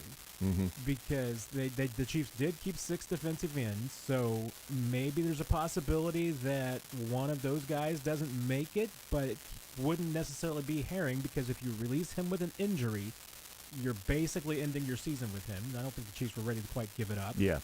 I'm even curious if, with the oblique, if maybe he does end up on IR and somebody else gets, brought back up to the roster. Danny Shelton being a possibility there. They get you 5-5 again. It does. Yeah. And then also the possibility is that it could be another player in that vested veteran category that's, minimum, signed vet that you could release and bring back. Rojo doesn't fit into that because he's not a minimum vet, and chances are there'd be some other teams that might be interested. So, you'd have to have that issue. A guy like McKinnon might be in that category. Interesting. That would be my guess. So I think all things being equal, probably one of the defensive ends, I would say Herring. But with the injury, maybe it's a guy like McKinnon. It's interesting because Craig Stout, Josh, they went Kendo. So that would be, 26 on offense, 24 on defense if they kept Blake Bell and the same exact numbers on offense that they've kept. You go maybe Herring. I looked at it as just, it's got to be offense for offense because they would go 25 and 25. And I think it's Rojo or Shane Buechele. Like, I think they talk about Rojo the way they are, and they talk about Shane Buechele the way they are. And I think they definitely like both of them, and they like Buechele and probably didn't want to lose him. But I think there's probably a decision to be made at that point if Blake Bell's the 4 tight ends and if they only go with 3 running backs. Interesting, I hadn't thought about Jerick McKinnon. If they feel like McKinnon and Pacheco might be redundant, other than the fact that Jerick McKinnon's the best pass protector. He's your third down guy of the running backs, and he's really good in pass protection. Is Jerick McKinnon? I think he's the best all-around running back on the Chiefs because I'm adding pass protection in there as well, running the ball, catching the ball, pass protecting. Because Edwards-Helaire and Ronald Jones lack in the pass protecting. Ronald Jones lacks in the catching as well. And Pacheco's a rookie. I don't know what he's going to look like in an actual game. That just throwing in pass protection, I think it matters. I would go with McKinnon. Best runner of the football, I think it's Ronald Jones. So I don't know. I went with either Buechele or Ronald Jones. I don't know, but something would be different if it wasn't that hip flexor because Noah Gray and Jody Fortson and Travis Kelce and Blake Bell were going to be on this roster. So they had to draw from somewhere else. Let's hear from, if we can. Nick Prado just needs to clean up the neckline. Is that what it is? Yeah, that's just, and I've got it right now too, but you need to have more beard than you have neck, fur, for lack of a better word. Prado just needs to clean that up. He'll get there. It's a little wispy right now, but he's 23. Wispy's a good way to put it. I like wispy. that. I like that. Bruce Arians was on the Pardon the Interruption or Pardon My Take, whatever it is, podcast that's out there. And so Bruce Arians it's about a 30-minute interview or whatever, but this is a minute clip, and he was asked about different players he might have wanted to coach. And I think the question's actually in there. So here's Bruce Arians' answer. Is there any other quarterback that's in the game right now that you watch play and you're like, I would love to coach this guy? Oh, I thought for sure when we were in Arizona we were getting Patrick Mahomes. Really? As that draft was falling, I was like, he's ours. It's either him or Deshaun. Yeah. And but Pat he's right there. Kansas City doesn't need a quarterback. Mm-hmm. They take him. It's like, what? They got Alex Smith just went to the Pro Bowl, and we thought he would. We loved him. Yeah. So you actually had him higher than most on your draft board. You probably were like, I can't believe you had him first overall. Where'd you have I went out to Lubbock and worked him out personally, and skill-wise is off the chart, but mentally he was right there with Peyton and Andrew and Tom. I mean, he's like sharp. Right. I mean, just really sharp. But so he starts falling, and are you thinking to yourself, like, what are these other teams seeing that I'm not seeing? Like, no, I mean, because there was a lot of knocks on the way the offense he was coming out of and things like that, but just the 4 teams in front of us, no one needed a quarterback. Now, the Chiefs move up to number 10 and get him.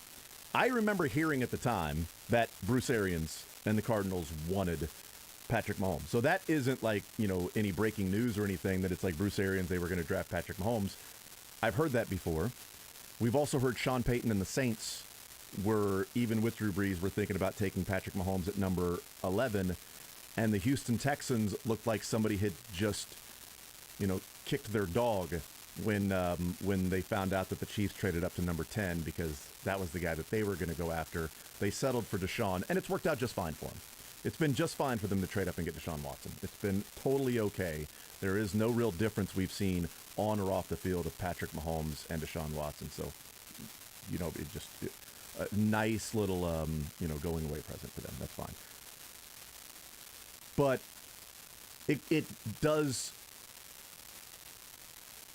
It verifies what was talked about at the time, that Arians and Peyton and O'Brien and Andy Reid, quarterback guys, all viewed Patrick Mahomes as the number 1 quarterback on the board, and it wasn't really a question about who the other guys were.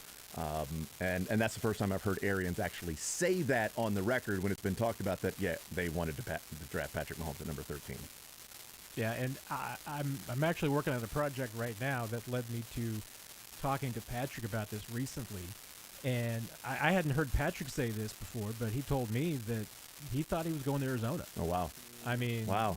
That's because I'd always heard Patrick talk about the Chiefs love me, the Chiefs, and then when they called, they're like, hey, we're moving up to get you. I mean, and certainly, I mean, there's no doubt. I mean, he knew the Chiefs loved him, but he also knew the Chiefs were 27. That's right. And the other team that expressed the absolute most interest was Arizona, and they flat out told him, you're there, we're taking you. And so, and remember, Patrick wasn't at the draft; he was down at home, and part of that decision was because when he made the decision not to accept the invitation to go to New York, is because he still wasn't sure he was going in the first. I mean, there were still some teams, a lot of the draft people were saying he was going to go in the second round, and even though he probably had reason to believe he was still going to go in the first, even if the Kansas City, he didn't want to sit in that room and be the guy that was the last guy in the room. He didn't want to be Brady Quinn and Aaron Rodgers. Yeah, he didn't want to be the last guy. So, and then by the time that he realized he wasn't going to be the last guy, that probably the latest he was going to go was what Arizona was at 13. 13, yeah. So that was the latest. He'd already made plans, so he wasn't going to change them and everything. But no, I mean, he was pretty certain that hey, if he was at 13, he was absolutely going to Arizona. And 4 spots that right after the Bengals went at number 9, there were 4 teams that thought they were going to get Patrick Mahomes. Yeah. The Texans, the Saints, the Cardinals, and obviously the Chiefs. And the Chiefs, give credit to John Dorsey for figuring that out to exactly the point that they needed, because I've never been told that the Chiefs had conversations with anybody else in front of Buffalo. Buffalo was the team that they circled and said, we need to get in front of these 4 teams. And they, to my knowledge, never had any conversations with anybody else about moving up to 8 or 7. But they had that deal with Buffalo locked in before draft night to say, we're doing this. If they had conversations with, let's say, New Orleans at number 11, thinking, well, you got Drew Brees, and Brees ends up playing, 3 or 4 more years, it wasn't an Alex Smith situation, would that have tipped them off that they were going to get Patrick Mahomes? Or would that team have just sort of felt like, well, they need defense? We're not. Do we want to trade back to 27? And get somebody. Or Deshaun Watson. I mean, that could have. If teams were looking at Mahomes, but how many trade up from 27? Right, but a linebacker. Bruce Arians is going through the entire draft, and they're doing all these different scenarios, and the Chiefs trade up to 10, and he goes, well, they're not taking Patrick Mahomes because they've got a quarterback. Well, Bruce Arians might not have been as plugged in as literally anybody in the city of Kansas City. We all knew. They were looking at quarterbacks. I think Bruce Arians probably knew they were looking at quarterbacks. But if he's thinking, Kansas City's moving up, who are they taking here? Because even Chris Jones, right at the draft party, was talking about, who was the?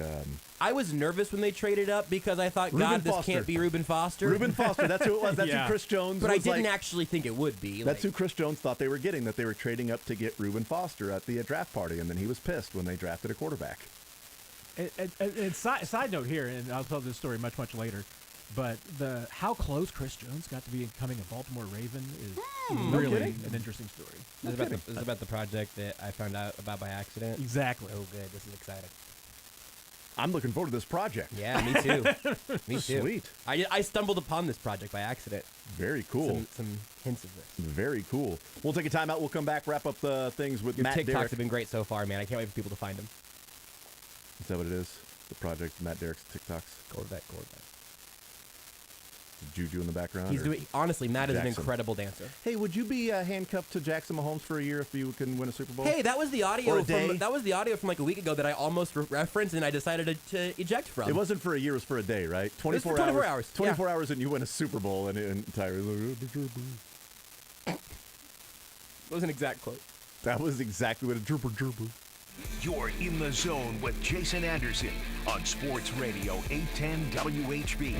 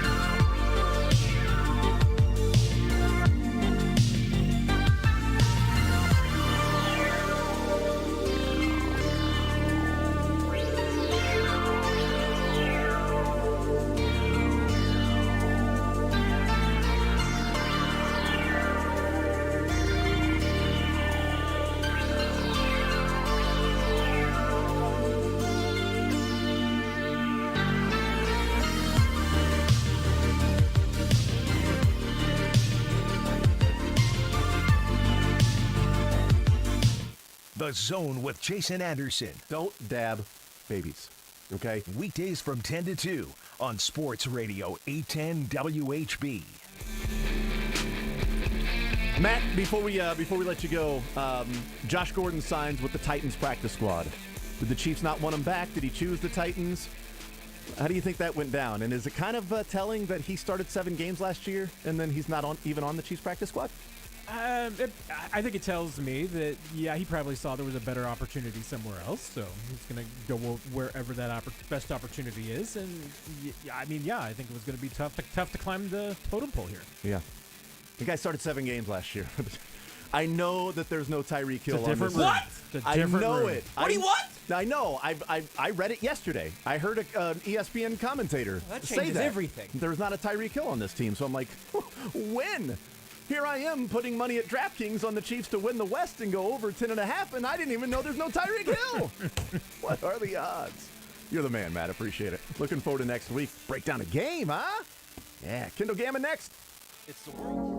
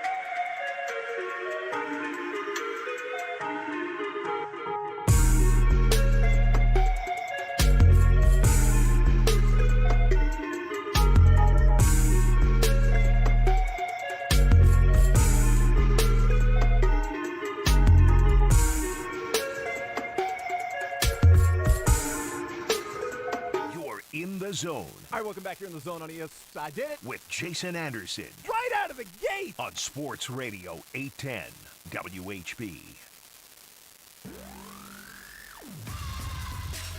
Thank you to Matt Derrick, Chiefs Digest, joining us in the previous hour. We'll hang out with Mick Shaffer later on this hour.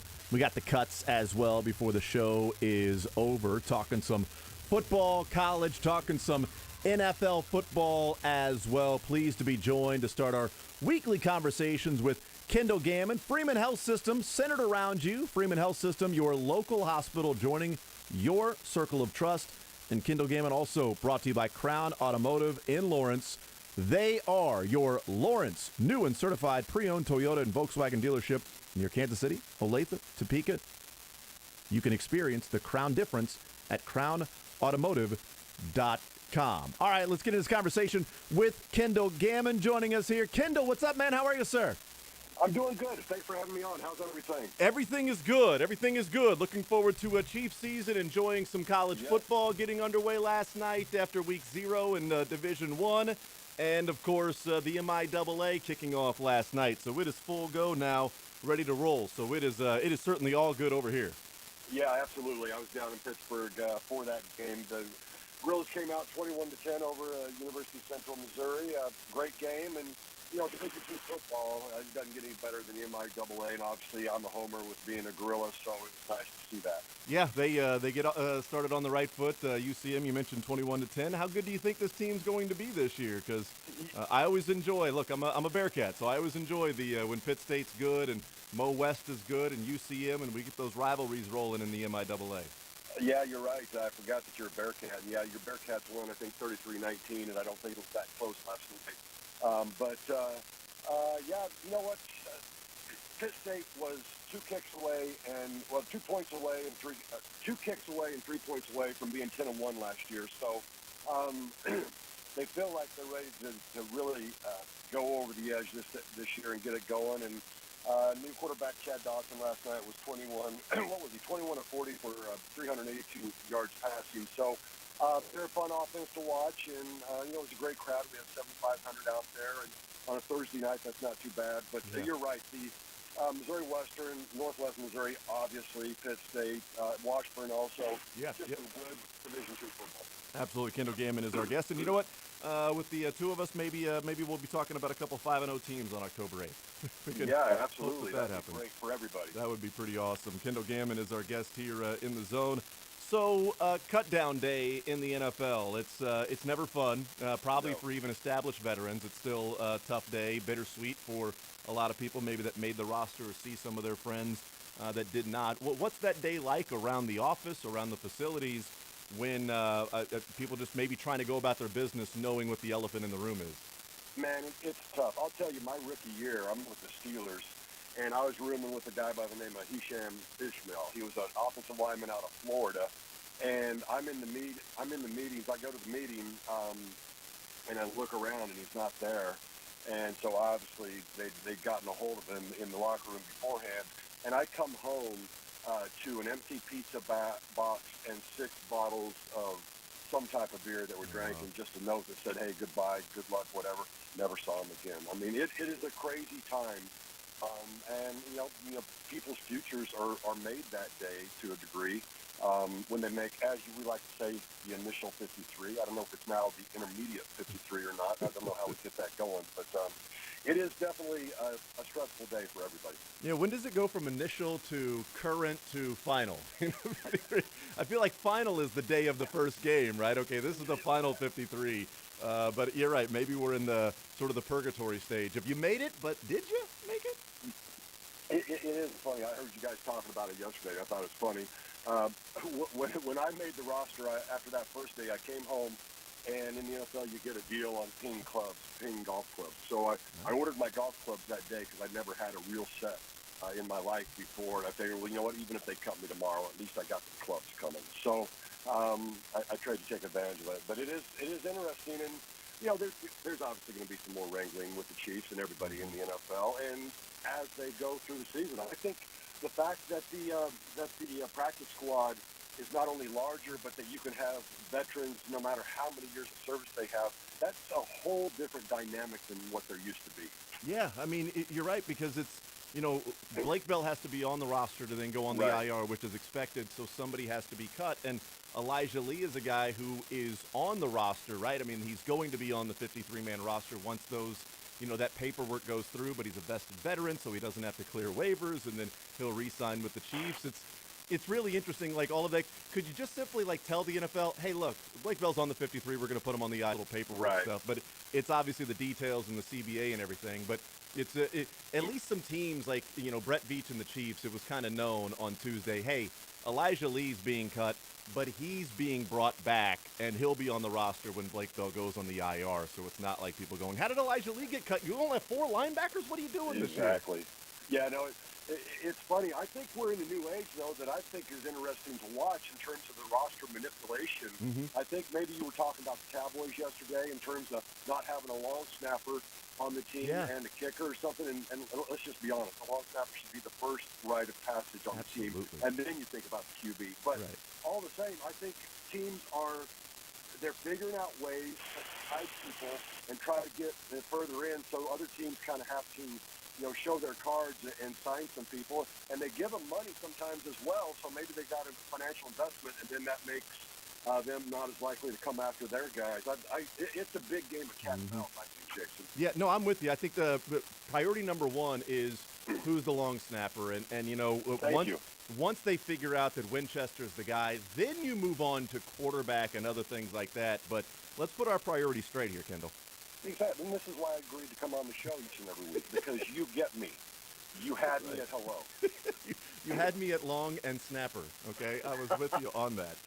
Kendall Gammon is... HR, I feel uncomfortable. HR, please, I feel uncomfortable. That's right. Kendall Gammon is our guest. He's presented by Freeman Health Systems and Crown Automotive in Lawrence. So let me ask you just from a general bigger picture then. We talk about the different moves that can be made in the day itself, but what do you think of this Chiefs roster, the way that it's constructed? They got 5 wide receivers. They've got 4 running backs. They've kept 3 quarterbacks, which is not something that Andy Reid has typically done in the last 4 or 5 years, and clearly Shane Buechele means a lot to him. So what did you make of some of those decisions that were made that were a little bit of a deviation from what they typically have done in the past? Well, I think the quarterback one is the most obvious one, Jason. You guys, again, have talked about it a little bit, which is they think he's good enough. I think that he's eventually their number 2 QB. I don't think this year, and they want to protect him. I mean, because eventually you just can't pay a backup QB as much as you're paying Henny, and that's not to say anything bad about him. It's just that's the dynamics of the league and the salary cap and everything. So I think they just wanted to protect him and get through that. The running back situation surprised me a little bit. The wide receiver situation certainly surprises me because I think you have to have 6 in some shape, some way, some form. But again, you're always going to have them active on game day, so you're going to hide people on the practice squad and you bring them up if you need to. But it is unique. I don't know. You asked how I like how the team's constructed. Defensively, I love how young we are. There's going to be some mistakes. But from what I've seen in the preseason, we're just a faster team. Willie Gay running sideline to sideline, Bolton. I think the D-backs are probably going to take a few lumps here and there. But if you can obviously you make everybody better in the back end if your edge rushers get to the QB and not only pressure, but get the QB down. And I think at least what we saw from Karlaftis in the preseason, it's going to be interesting in Arizona to see what goes on. It's trying to reach that balance. If you got a balance scale, like you look at a team that might be experienced and veterans and things like that, but they might actually be aging as well. So you got some guys that might be a little slower, might not have the physical traits that they once had, versus guys who are inexperienced, young, learning the system, learning how to be a pro at the same time, but they're flying around the field. They're fast, they're aggressive, they're hungry. They're physical, violent at times when they're coming up and making a play and wanting to establish themselves. So they don't have the experience and maybe a step here or a false step there, or they misread this, but it feels like they're going to do it at full speed, and their full speed is flying around the field and sort of trying to find that balance, right, of how do we have the athleticism versus guys that we know are going to be in the right place as opposed to guys that we know are going to be in the right place, but maybe a little slower getting there. Yeah, I think you're exactly right on with what you're talking about. Is you want that athleticism, and you're paid to coach, and we've got a good coaching staff with the Chiefs, and they'll get them going. And I think you can take some of those mistakes early on if you're going full bore and you're just athletically better than what would have been there in the past. Say, obviously the middle linebacker situation. So I think it's great, and I'm not worried about the offense this year. Anything that goes on with that, I think top to bottom, left to right, we're much better. So I think this season is going to be determined on what the defense does and how they do it. And I like this Chiefs squad as well as any that I've ever seen. And I know that's kind of going over the top a little bit, but I like the defense. I like the defense better than I've liked it in quite some time. Visiting with Kendall Gammon, he's presented by Freeman Health Systems and Crown Automotive in Lawrence. You mentioned the defense, but I want to talk about the offense here just for a second. Yeah. And that is, there's been a lot of questions this season, this offseason, about what they're going to look like. No Tyreek Hill. There's been, a lot of love for the Chargers and the Broncos, Bills and Bengals and the other teams that have certainly improved their roster. It feels odd that someone who is probably consensus one or maybe number two quarterback in the NFL, not of all time, that's Tom Brady, but in the NFL currently, it does feel like there's a lot of doubt about how good he can be this year, or even the Chiefs offense outside of Kansas City. And maybe it's just the way that we do things, and whether it's the media or analysts or just, societally anyway, but it kind of feels like Patrick Mahomes is sort of viewed as, well, what about these other guys? We've talked about Patrick, and there's a lot of doubt. There's a lot of fading, it feels like, of Mahomes this offseason, which is odd and I think is foolish. Jason, I don't get it, because when you look at him and what he's done, and even the preseason, how I thought at times he sat in the pocket longer than he's ever sat, and then he flushed, and then he extended the play, and then the fact that he can throw off of every different platform at every different arm angle, I just don't think it's even, it's close, because Rodgers is doing a great job also. But he, to me, what he does in his competitiveness and athleticism, I just don't get it either. I mean, it doesn't matter, obviously. I don't get number 8 in the league in terms of best players. But I don't know how you doubt this guy, because everything he does, not only on the field, but quite honestly off the field as well, just seems to be orchestrated perfectly. And I don't know if he has a chip on his shoulder or not, but he hears those things, and I think he enjoys proving people wrong in a very classy way. Visiting with Kendall Gammon, he's our guest. He's presented by Freeman Health Systems and Crown Automotive in Lawrence. And, we played the clip of Bruce Arians, who, no longer coaching the Tampa Bay Buccaneers, but won a Super Bowl with the Bucs. And he was asked about, is there a player or a quarterback or somebody that you wanted to coach? And he said, Patrick Mahomes. And they said, oh, really? He goes, yeah, we were getting Patrick Mahomes in 2017 at number 13. We were going to draft him. Nobody in front of us, once the Trubisky was gone, we didn't think anybody in front of us needed a quarterback. And so these players were going off the board, and we're like, cool, we're 4 picks away. When the Chiefs were on the clock at number 10, they went 13. So Mahomes, Lattimore, then Deshaun Watson, and then the Cardinals took Hassan Reddick. And he said, yeah, we were getting Patrick Mahomes. We knew it. We were convinced of it. It's one of the best workouts I've ever seen, and not even physically. He's one of the smartest prospects I've ever been around on the whiteboard, and how quickly he was able to process everything, that it was like Peyton Manning level of guys I've worked out. And they couldn't believe when the Chiefs traded up that they took Patrick Mahomes, because they were already like writing it in, like, okay, we're getting Patrick Mahomes, and our franchise is going to be different now. I thought that was really interesting. Like, somebody who understands and knows quarterbacks like Bruce Arians, the one guy, number 1 on their board was Mahomes, and they thought they were going to get him at 13 until the Chiefs moved up and got him at 10. Yeah, that's interesting. I hadn't heard that, Jason. And Arians was a coach of mine when I was with in New Orleans, so I got to know him real well and just think he's a great dude. I appreciate the fact that he says most of what's on his mind, and sometimes probably too much for the team and what they would prefer. But that is interesting. And, Mahomes, I remember, I think it was in the offseason going into his first year, and I just know some guys inside the team, staff-wise, there was just this head shaking as they walked off the field of OTAs for the last time. They tried to confuse Mahomes as much as possible. I think, honestly, as I heard it It was to try to humble him a little bit. Not that he was being cocky, but just try to humble him and show him, like, oh, you got a lot more to learn. And they just walked off the field and shook their heads. They're like, we threw everything at him. And wow.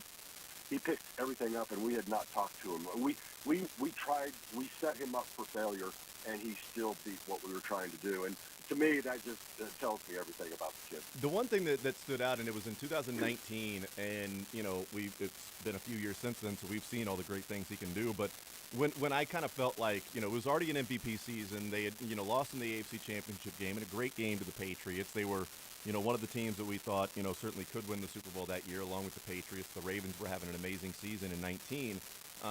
And it was a game against the Chargers, and Andy Reid had said something the week after the Chargers game. He was talking about, and they were previewing something else, and somehow a conversation came up about Patrick Mahomes, and he had said that you know, they were running a specific defense the entire game, and he gets and takes a snap, and it's different.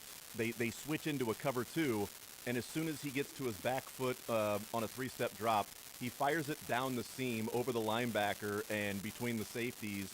And Andy Reid said, like, they hadn't run that defense all game, and he immediately recognized it and went to the right spot, delivered the ball on time, and it was one of the few, like, bigger gains they had in that game against the Chargers. And that was a time where I'm like, okay, so Andy Reid is talking about it, and he processes it that different, or that quickly, that this guy really is different. And we know Super Bowl and what's happened since then with Patrick Mahomes. It's just, you know, he might be a quarterback unicorn. I don't know. He might be created in a lab. I'm not sure. But, you know, you got to spend a couple of years around him as well while you were doing with the Chiefs Radio Network. And it seems like he just keeps getting better and better. So it's odd that there would be doubters, but it is fun to continue to watch and see him grow. You mentioned staying in the pocket a little bit more in the preseason. That I'm excited to see what he does this year. If there's not like a one go-to where, all right, I'm finding Tyreek on this play, that it's, okay, here's where the ball is going to go, and there's not one guy that's going to come back to the huddle and say, hey, man, I need the ball. I was open. You got to get me the ball. Yeah, I think teams are going to have to invent new cuss words this year, because I think he's going to get through his progressions more than he's ever gotten. Because, quite honestly, I think he's maybe even mentioned it at times, is you've got Tyreek Hill, and it's a 50-50 ball. Yeah. Even though somebody may be open in the other thing, you're going to take that chance because he's proved that he deserves it. And obviously having somebody like Kelsey to go to also makes a difference also. But I think he's going to get through his progressions, and I think we're going to see more creative stuff from Andy this year. I mean, I liken him to, you know, beautiful mind. He's Russell Crowe drawing up things on the window. I mean, he's a savant offensively in terms of what he calls and what he comes up with. And to have a QB like Patrick Mahomes for him, it's just not fair. And I'll tell you one quick story, which is, you know, Mahomes' rookie year, last game of the season, he, of course, started because we were resting players. We were in the playoffs already. It didn't matter the game.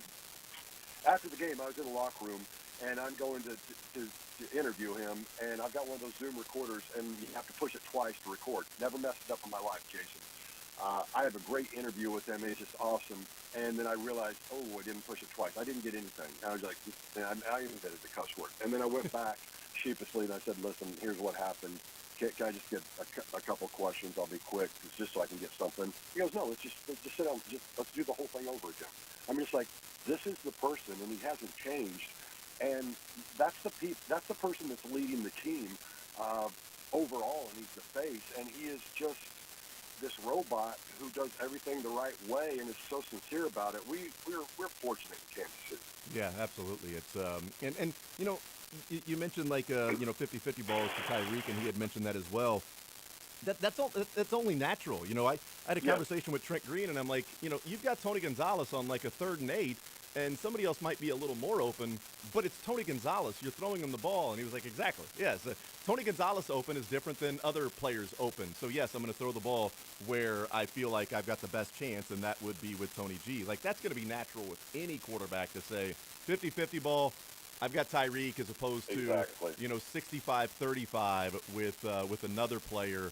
But I'm going to take my chance because this might be a touchdown or a 25-yard gain instead of a 5 or 6 yard gain. Yeah, and, you know, I think you get those 3 receivers out in routes, and they're all equally equal threats to the defense. I feel like you could see the swing pass game get into play a little bit more this year. I still don't think we've seen the screen game go like it's capable if CEH can stay healthy, or even McKinnon. Did I miss it? Did McKinnon make it, or am I going to embarrass myself? No, you're good. Edwards-Helaire, Okay. McKinnon, Ronald Jones, and Pacheco. So they got some guys that can catch the football. Yeah, exactly. And so I just think that's a part of the game that's still underused right now, and I think we're going to see a lot of that as well. Obviously, I want to see the run game get going just to set up the pass. Kendall Gammon is our guest, presented by Freeman Health Systems and Crown Automotive in Lawrence. Kendall, you're the man. I really appreciate it. Hope you enjoyed the Pitt State win last night. We will talk next week when we're getting ready for an NFL game and the Chiefs and Cardinals and start to break that one down a little bit more. But thank you for the time, man. I really appreciate it. Have a good week, and looking forward to our conversation previewing Week 1 next week already. Awesome, Jason. Have a great day. All right, there's Kendall Gammon, presented by Freeman Health Systems. At Freeman Health Systems, they are centered around you. Freeman Health Systems, your local hospital, joining your circle of trust, and by Crown Automotive in Lawrence, your new and certified pre-owned Toyota and Volkswagen dealership near Kansas City, Olathe, and Topeka. Experience the Crown difference at crownautomotive.com. Kendall Gammon, our weekly guest. As we'll talk some NFL, we'll talk some MIAA with Kendall. Good stuff from him. And, that cut down day, I can't imagine what it's like, even around the facility that day, right? Even just being there, if you know you've made the squad, just how eerie and odd that feeling is. But, man, his roommate, rookie year in Pittsburgh, spent all camp with him, cut down day, doesn't see him, never sees him again. And just writes him a note, hey, man, best of luck. But he was obviously released. He is in his roommate. Obviously not Kendall Gammon. He played a few years with the Steelers and then with the Saints and then, of course, with the Chiefs for 7 years, the early parts of this century. So Kendall Gammon, our guest here in the Zone. We'll take a timeout. We'll come back. We continue rolling. We got the cuts to end the show as well. We got Mick Shaffer coming up, KSHB 41 TV sports director. We continue on this Friday, heading into KU tonight. 5:30 is when our coverage starts on 810. And then, of course, K-State in action tomorrow. Mizzou starts off 1-0. And the NFL less than 7 days away from getting rolling. And the Chiefs 9 days away from their first game as well. We'll take a timeout. We'll come back. More Zone rolling along at Sports Radio 810 WHB. Want to see more of The Zone?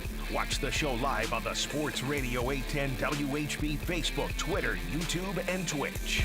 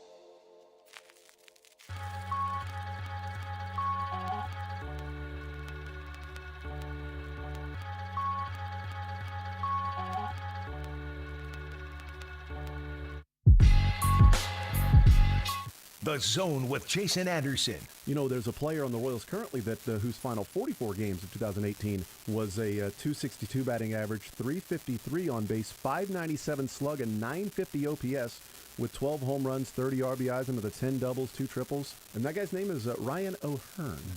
I'm going to pretend I heard all those numbers. Weekdays from 10 to 2 on Sports Radio 810 WHB.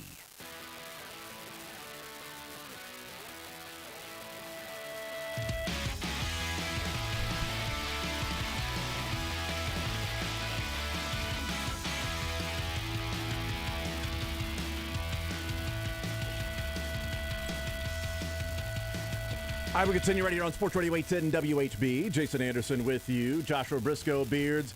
Mick Shaffer, KSHB 41, Sports Director, presented by Kona Big Wave. Take a little break and single task tonight with a Big Wave Golden Ale from Kona Brewing Company. Hi, Mick. How are you? You're so excited. You're loving life. Loving life. You're hard at work over there. The entire break. Your nose buried in some sort of notes over there. Yeah, I'm kind of worried. Working. Looks like a little game book, maybe from a Chiefs game. Always working. That's what I do. A lot of numbers in this paper, though. Almost entirely sports with you. Almost entirely a break. Nope. Almost entirely work through the break. That's what I almost entirely do this entire time. You gotta have your. I love doing it. Sorry, I stepped on the best part of that delivery. You gotta have your stuff in order for Mick to get here, man. You can't just be pulling stuff out of thin air from Mick. Get your Shane together. Shane it. Yeah, Shane together. Get your entire Shane together, man. 913-912-4810 is the text line to join us to be a part of the show, part of the conversation. 913-912-4810. I brought snacks, but you already had snacks. Yeah, we've got double snacks for this hour, which is just a great way to kick off a long weekend. What random lake are you going to be in over the entirety of the weekend? Yeah, Wellington Lake. You're going to spend 72 hours in a body of water. You might be able to get like some sort of week world record. Yeah. WEAK. I have lots of amoebas and bacteria swimming up in me. And then you'll also be in the lake. Be in the lake too? Yeah. Good for you, man. That'll be a lot of fun. Hopefully you enjoy that. Stay safe, though. That's the first thing. Stay safe. I'll try my best. Yeah. That's what it's all about, really, more than anything. I used to hate the lake. Now I love it. I'm not a lake guy. Shocker. Not a lake. Would you believe this is going to be so off-brand for me? Would you believe not a lake guy? Not a lake guy. Not a lake guy. Don't like the bugs. Is that what it is? Do you worry about like the fish swimming underneath you? That's what I think. Or the fish swimming underneath me. Okay. Or just the thought of, being on water and, wanting to be back on land. So just simply that. Yeah. I was at Lake of the Ozarks about a month ago. A whole group of us. Equally We're actually shocking. at a country concert on the lake. Uh-huh. It's awesome. We're just in the water. And when you're by docks there, a lot of the time there are these little perch or whatever, little fish that'll come and get you. And I look down at one point and one swims up and just starts tearing apart my nipple. And it is on there. And I swatted my right hand, and it's still on. I swatted my left, it finally came off. And it was red. My nipple was red the rest of the day. Did you get that fish's number? I have to pay for that enjoyment. I thought it was your next-door neighbor the whole time. John, enough. Sarah. Enough. Why'd you go John? Does your nipple look like a worm? Show your nipple to Twitch. I gotta check something, man. I'm worried about you. Maybe not. When my daughter was nursing, so like maybe in the first month or two of her life. I am we're going so there now. nervous about the rest of this, man. There now. No, it's great. I was holding her. I didn't have my shirt on, and she sort of leaned over and reached. I'm like, "You're going to be disappointed in that. You're going to be very disappointed if you try." That well is dry. If you're hungry, we can take you in a different place. But the bar's closed. Okay, there's nothing here for you. Milk anything with nipples. Yes, I know. Cats, whatever it is. Text says, Mick, a.k.a. hot dog nipple. Yeah, I'm nervous about what you're working with there. I hope that I got some pepperonis, man. Is that against Twitch guidelines? Because somebody had texted and said that may be against Twitch guidelines to do that. I think it's my guidelines. That's really enough. Right. Yeah. No. We're only worried about choice. is it Twitch. I don't if Twitch think is fine with it. we'll, I have to take my shirt off. From 10 to 2, there are no guidelines. Yeah. You have actually given up any control over guidelines for you. Mick, what if we all took our shirts off? Would that make you feel more comfortable or less? Way less. Okay, all right. Just wanted to put it out there. I'm ready whenever. Yeah, I don't think we get TOS for that. I do not think that's a terms of service violation for Mick to take off his shirt. Well, but I'm not doing it. Last Wednesday, I took off my shirt in front of all my fellow coworkers at KSHP. We had a Dunk the Boss deal, so our GM was out there, but then they got a few of us others to come down there, and so I had my swim trunks on, my chubs, swim trunks, and your swim trunks, cowboy hat. I'm like, I'm not gonna get dunked in a shirt. I'm not that guy. So yeah, sitting there. So you were there a couple times. You were there in a cowboy hat, your swim trunks, and your chubs. Shades. And and your shades. And that was it? And cowboy boots? No, I did not wear anything on my feet in the water. But, okay, good for you. Yeah, everything else. Checks out. Anybody else feel awkward around their neighborhood when, okay, so you go swimming at the neighborhood pool and everything's fine, but walking to get the mail, would you do that with your shirt on? No. No. It's just odd. I don't know. It's I need a shirt on. I'm about to go outside and see my neighbors that I just spent an hour at the pool with. There have been with times. the shirt off. There have been times where I will know that there's a package out front, and if I might consider a quick crack the door, look around, reach out, grab the package, and pull it inside as if I was on taking part in a drug deal of some sort, because I can't risk my neighbors seeing my collarbones. But so we spend hours at the neighborhood the pool for our HOA, and you're there with everybody else and just hanging out, no big deal. But then if I go outside, I'm like, why is that guy mowing the lawn with his shirt off? Have some pride in yourself, man. You pervert. When you introduce water, it's just a game changer there. There's way less rules. Will you walk back from the pool shirtless, towel over your shoulders? I feel like that's fair game. If it's clear that you are going to the pool or leaving the pool, I think it's fair game. Here's the deal: when you're our age, Jason. Yeah. My age. Right. You find as few opportunities as possible to take your shirt off. That makes sense. I haven't really been working with washboard abs the entirety of my life, so I think I'm close enough to that at least. Tex says about Mick kind of said something when it picks the nipple as opposed to other things. Well, I mean that one was smaller. The nipple was out and about. This text is interesting because I have gone this route before. It says, I keep my shirt on when I mow the front yard and take it off when I'm in the backyard. I've also done this. In the backyard, I'll take it off. The text says, I don't even know why. I'm actually in pretty good shape.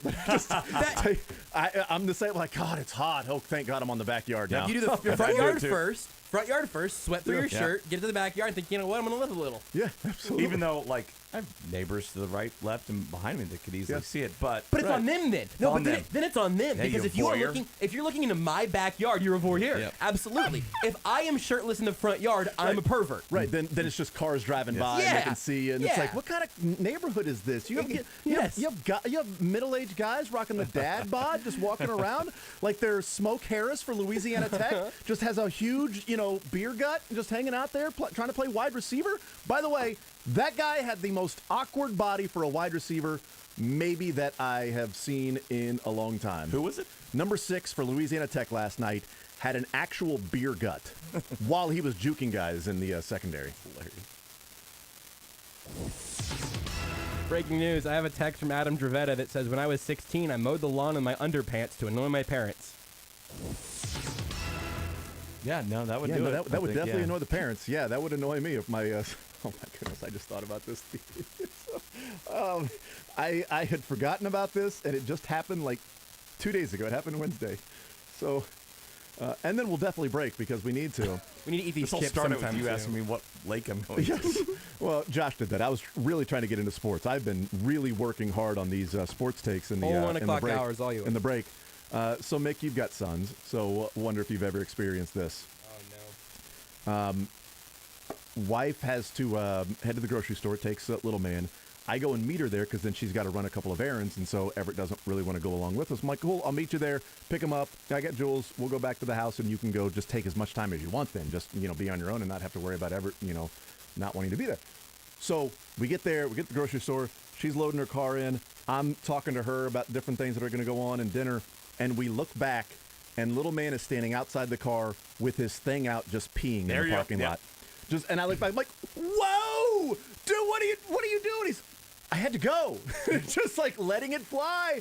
It was the first time that has ever happened that I just looked back and he's like, what? What's wrong? It's a natural instinct that I guess we have to learn not to do, but I mean, it makes sense. I'm on his side. He's 6. I mean, he didn't got to go. Didn't know any better. You're hiding it. It's fine. It's gonna. My wife goes on the grass or whatever. Well, in his defense, I did tell him he couldn't go in the store. I almost said the store. I don't want to tell the store where he was just going to the bathroom right in the parking lot. He wasn't hiding it either. It wasn't like you open the door. That's what you I was kind of do that. ask, Like sometimes we'll do that with the kids. Like, okay, we've got to pull over. All right, we travel and things like that. Emergency Open up the situation. door. Those things happen. No, he was just, the doors were closed. He was just standing next to the car when there was like an open parking spot next to the car, and he's just rocking it at that point. So I almost said the grocery store. I don't want to say which grocery store it was, and she's like, well, he did say for a while now that he's had to go to the bathroom, and I told him not to go in there because you were getting ready to take him back home. So, I do understand that. I'm like, hey, you know what? I'll just let him know. Next time, ask. Yep. Next time, ask. Hey, can we get a little blue injury tent pop up here sort of situation? Can we, whatever? We'll work with Make you. a circle, like in football. Make a circle. Ooh, We used that's to do that good, at yeah. halftime. Hold on the the football towel. field. We would pee just 10 yards behind the end zone where we were huddling. It happened all the time. Tex says, I mowed my yard shirtless one time. Now my wife does the yard because the hot neighbor wouldn't leave me alone. Winning.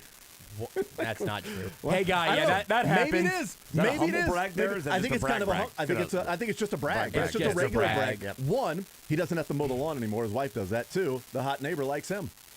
Apparently, he's good looking. Yeah, apparently. Good-looking people don't listen to this show. No, they really do. We have a lot of really good-looking listeners. The I know. viewers also have a face for radio, I'm told. Yeah, it's just sort of the show attracts them. And a voice for print. That's what I've always been told. It's like, it's not just that there's a face for radio, it's that it's the voice for print. I feel like you should be writing out things and us not reading or listening to you, just reading them. I'd like to rescind my previous statement. It was made in really just a disbelief from that one texter. I think the Zone's got the hottest listeners in radio. Yeah, you know what? I think so.